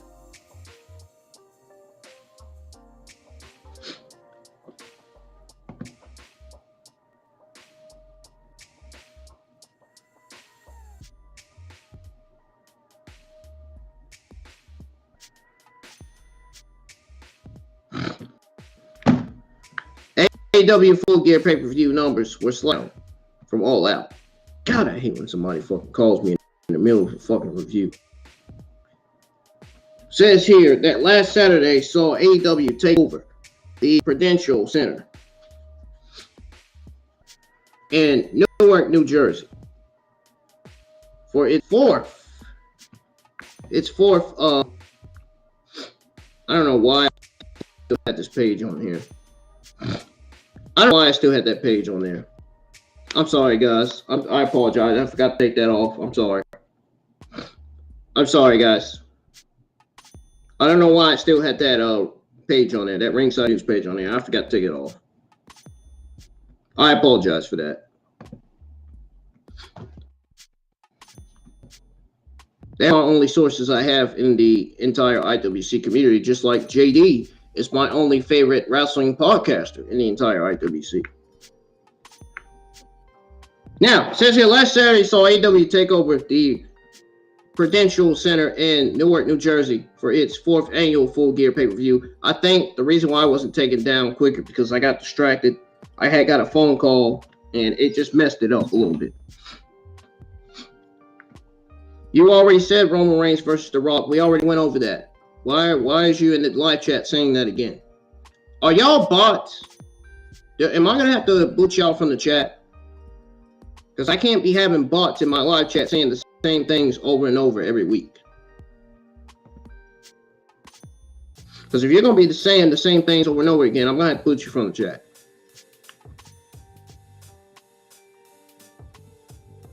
I'm sorry. I can't have bots in my chat repeat stuff.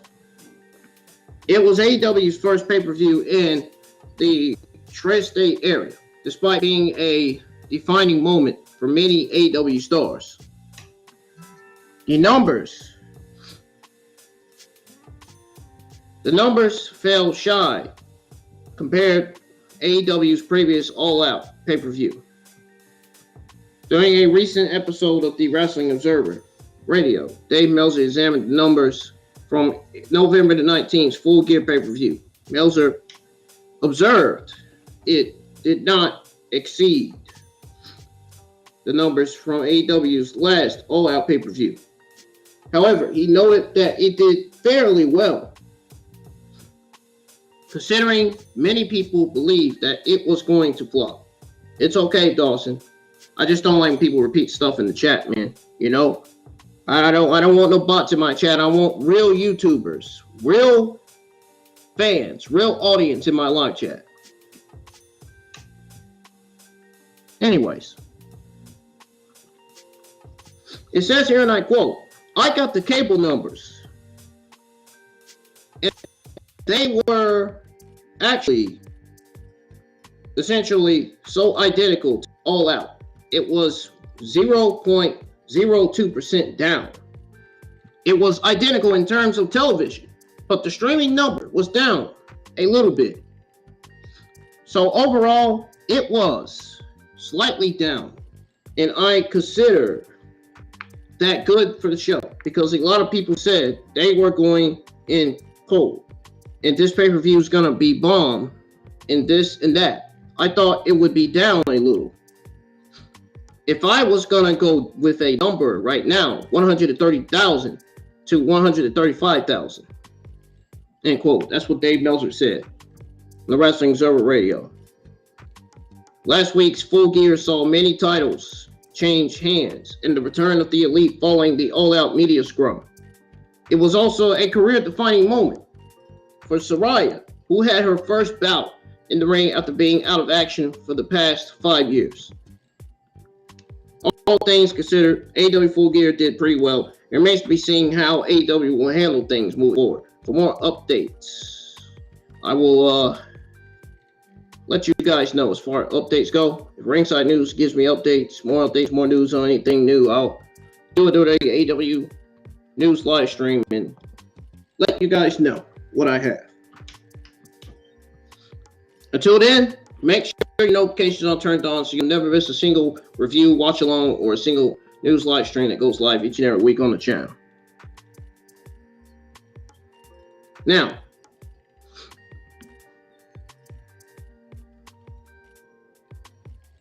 we do have some news on AEW not interested in buying out CM Punk's contract. Now, I don't know if this is true or not. It seems to me, when I look at this news, it seems more like CM Punk made the decision of his own to buy out his contract. When I look at it, so we'll see. It says here that the AEW All Out media scrum ended in chaos after CM Punk went on a scathing rant on a Colt Cabana. He went on a scathing rant on Colt Cabana page in the Young Bucks. It got so bad. It got so bad. AEW ended up taking a huge hit to its reputation, and Punk became public enemy number one. Despite this, it seems AEW is still not interested in buying out CM Punk's contract. CM Punk has been out of action since All Out, as he injured his triceps. He underwent surgery for the same. In the meantime, the Elite has already returned to AEW television. Brian Alvarez noted during a recent live message that Punk is the one. I knew it. See, I was right. IWN right. I said it right in the open, said it right before I went over it. I was right. CM Punk. I said, from looking at this news article, it seems like CM Punk made the decision of his own to buy out his contract. I said it. I was in here, I was right. Again. Right again. Seems like I'm always right again when it comes to news, when it comes to wrestling, when it comes to Monday Night Raw and AEW and WWE and all this ish. CM Punk has been out of action since All Out as he injured his triceps. He underwent surgery for the same. Meantime, the Elite has already returned to AEW television. Brian Alvarez noted during a recent live message that Punk is the one who wants the contract bought out. Can't believe it, dude. Can't believe I was right. I can't believe I was right, man. Oh my goodness. Whoa. I was right again, man. I was right again, dude.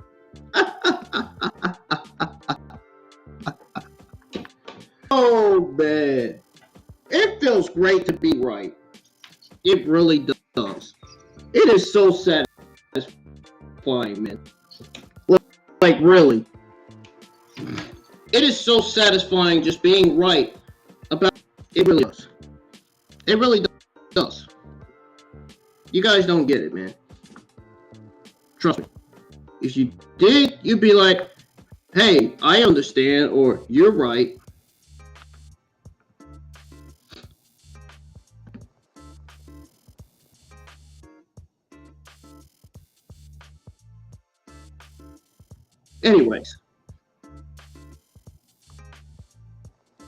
Anyways, Punk was the one who wants the contract buyout and pointed out that if AEW wants him gone for good, then they would just release him. He added that if AEW wants to release him, they will wait until he is fully healed from his injury.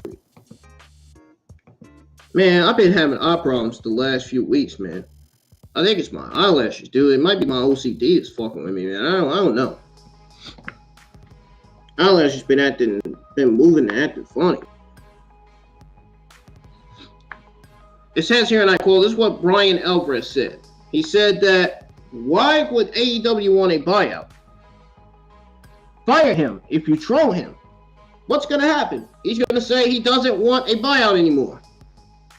Maybe they will fire him, but they're not going to do it when he's injured. The Elite also took a shot at CM Punk on AEW Dynamite this week. I have to wait to see whether AEW Punk will be able to mend their relationship or not. Fans may not be seeing Punk back in an AEW ring ever again.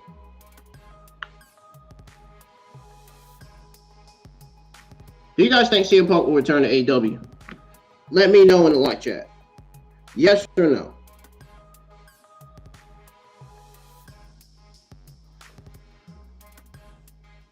Now, moving on to your last AEW Sunday night news of the evening. This one is on the AEW Rampage viewership. I doubt anybody gives a fucking shit about this.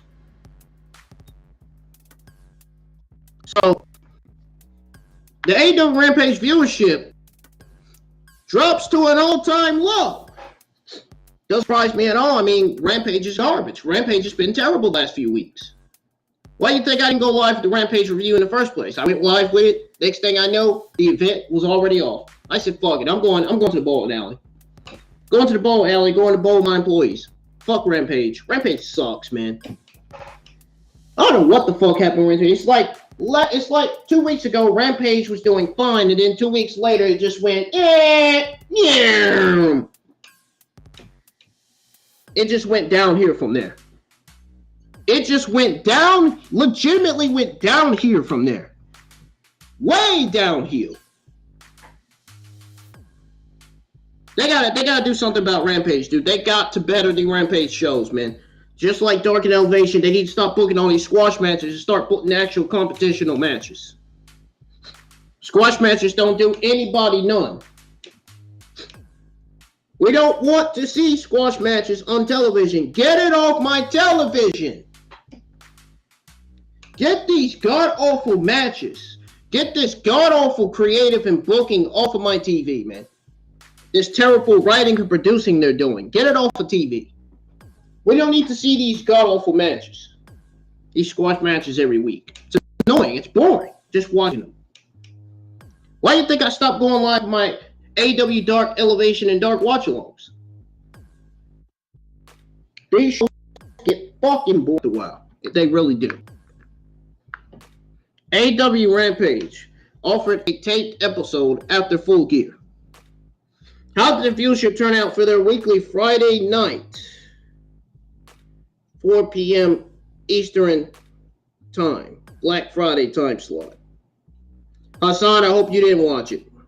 I hope you didn't watch Rampage, dude. Rampage was full of garbage. I hope you didn't watch it. Even Vince's heel turn wasn't enough to boost up the ratings of the viewership. Roosh wasn't enough to boost up the ratings of the viewership. Hell, even if CM Punk was on Rampage, it would still not be enough to boost up the ratings of the viewership. It would take more than CM Punk. It would take more than the Elite to boost up the Rampage viewership. It would take more than MJF and John Moxley to boost up the Rampage viewership and ratings. I mean, my goodness. Oh, Alfred. Mr. Alfred Canoa reports that the Black Friday episode of AEW Rampage drew a fast national rating of 391,000 viewers for their special 4 p.m. time slot-ish, such and such. Alfred. I thought that was the same Alfred that came in JD's live chat shitting on his fucking stream on Call of Duty. That Alfred. I thought it was that Alfred. Maybe I'm mistaken for a different Alfred. Anyway. No relation to the Alfred in JD's live chat for his Call of Duty streams. They also drew 129K in the 1849 demographic. The November 18th episode Rampage brought in a viewership of 405. No, I'm just joking. 445,000 with a .14 1849 demographics. And then, November the 11th, episode of Rampage brought in a fast national of 432K viewers, with 438K of those fans being an 1849 demographic. I don't believe that whatsoever. Just go ahead and throw that out there. It was probably lower than that, given how garbage Rampage is some weeks. 455 fans tuned in to watch the November the 4th episode of Rampage. The show also drew a .14 1849 demographic.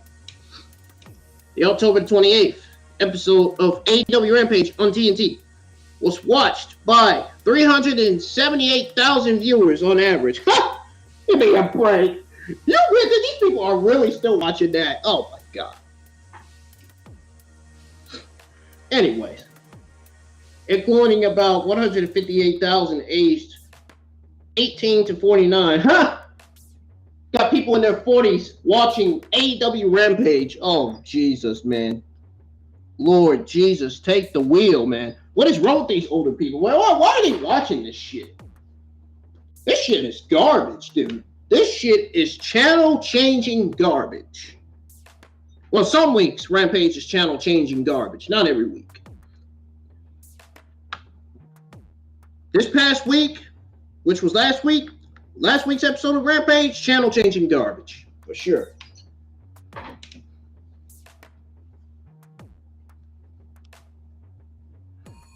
Now, TNT was watched by 378,000 viewers on average. I already said that, but I want to repeat it again in case nobody didn't hear it. Including about 158,000 aged 18 to 49. Who the fuck would be watching wrestling at the age of 49? I'm pretty sure nobody would.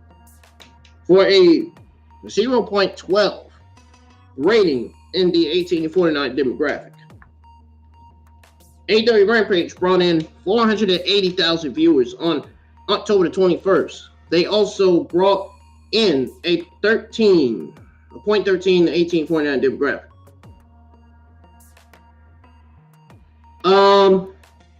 October the 7th, episode of Rampage brought in 458,000 viewers with a .17 1849 demographic.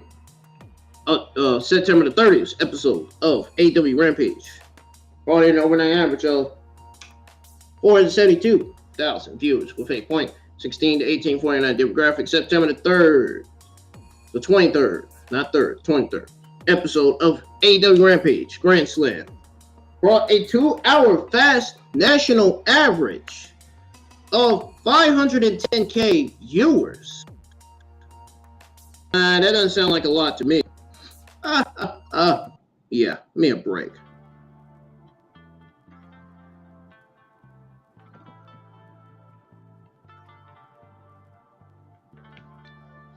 September the 16th episode of AEW Rampage brought in 470,000 viewers. They also drew a .14 1849 demographic. September the 9th edition of AEW Rampage brought in a fast national audience of 393,000 viewers. 163K of those viewers were in the 1849 demographic. It sounds to me like Rampage needs to have MJF, Jon Moxley, and the Elite on their show to boost up the viewership ratings to see if they're actually going to go up. You want to talk about stars? You need stars on Rampage. All these other stars are not getting it. You need these. You need the original stars on Rampage. Kenny Omega, Jon Moxley, MJF, and Roche, and all these other guys. I don't even think even those guys is going to be enough to boost up the freaking Rays viewership, honestly. I mean, that's how bad Rampage has been the last few weeks. Honestly, to be honest. September the 2nd edition of Rampage brought in 485,000 viewers with a .16 to 1849 demographic. This was their live go-home show episode before All Out. August the 26th episode of Rampage brought in 431,000. Yes, I said it. 431,000 viewers with a .48 in the 1849 demographic. The August 19th episode edition of Rampage brought in a fast national number of 461 viewers, with 142 of those viewers in 1849 demographic. The August 12th edition of AEW Rampage was taped, and they brought in a viewership of 528,000 with a .17 and 1849 demographic. The August 5th episode of AEW Rampage brought a fast national audience of 431,000 viewers, with 179K of those in the coveted 1849 demographic. This was a live episode. Not surprising to me. Not surprising to me. You don't see me flinching. You don't see me going, hey! Not a shock to me at all. I already knew because I watched it.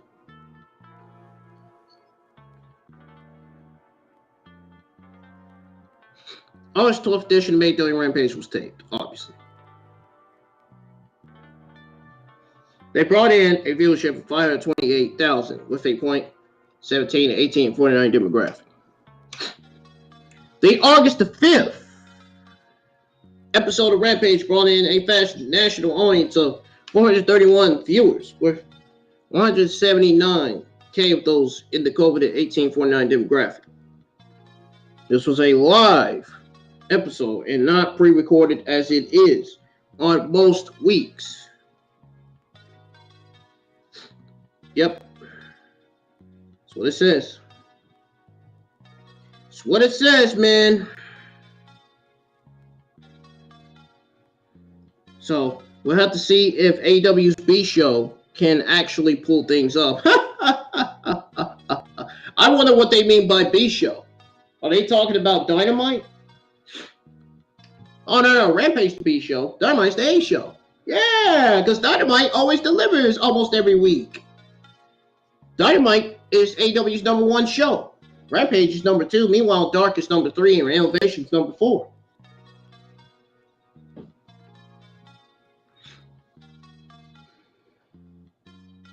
Now, I will say they are certainly trying. I'm just going to say trying enough work to build good cards. They are also dealing with a difficult time slot. Why are they always dealing with difficult time slots every week? What is going on with that? I don't understand. But what is y'all's take on AEW Rampage? And please don't say it wasn't great. Please don't say last week's Rampage was great, because clearly it was not. Just by the viewership going down, I can tell the show was not great. Not all that great. All right, ladies and gentlemen, I'm getting the heck out of here, man.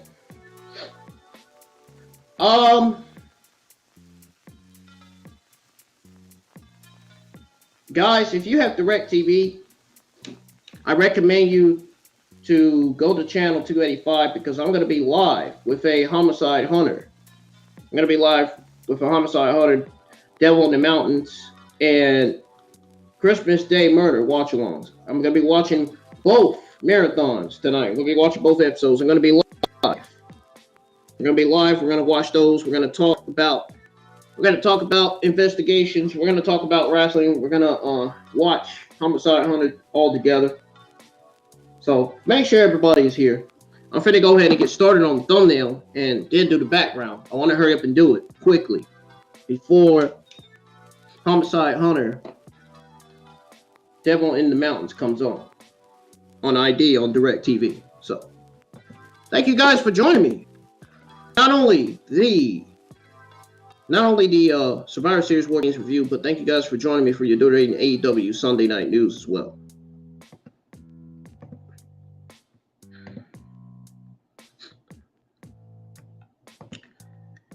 I will be back. I'll be back live in a few minutes.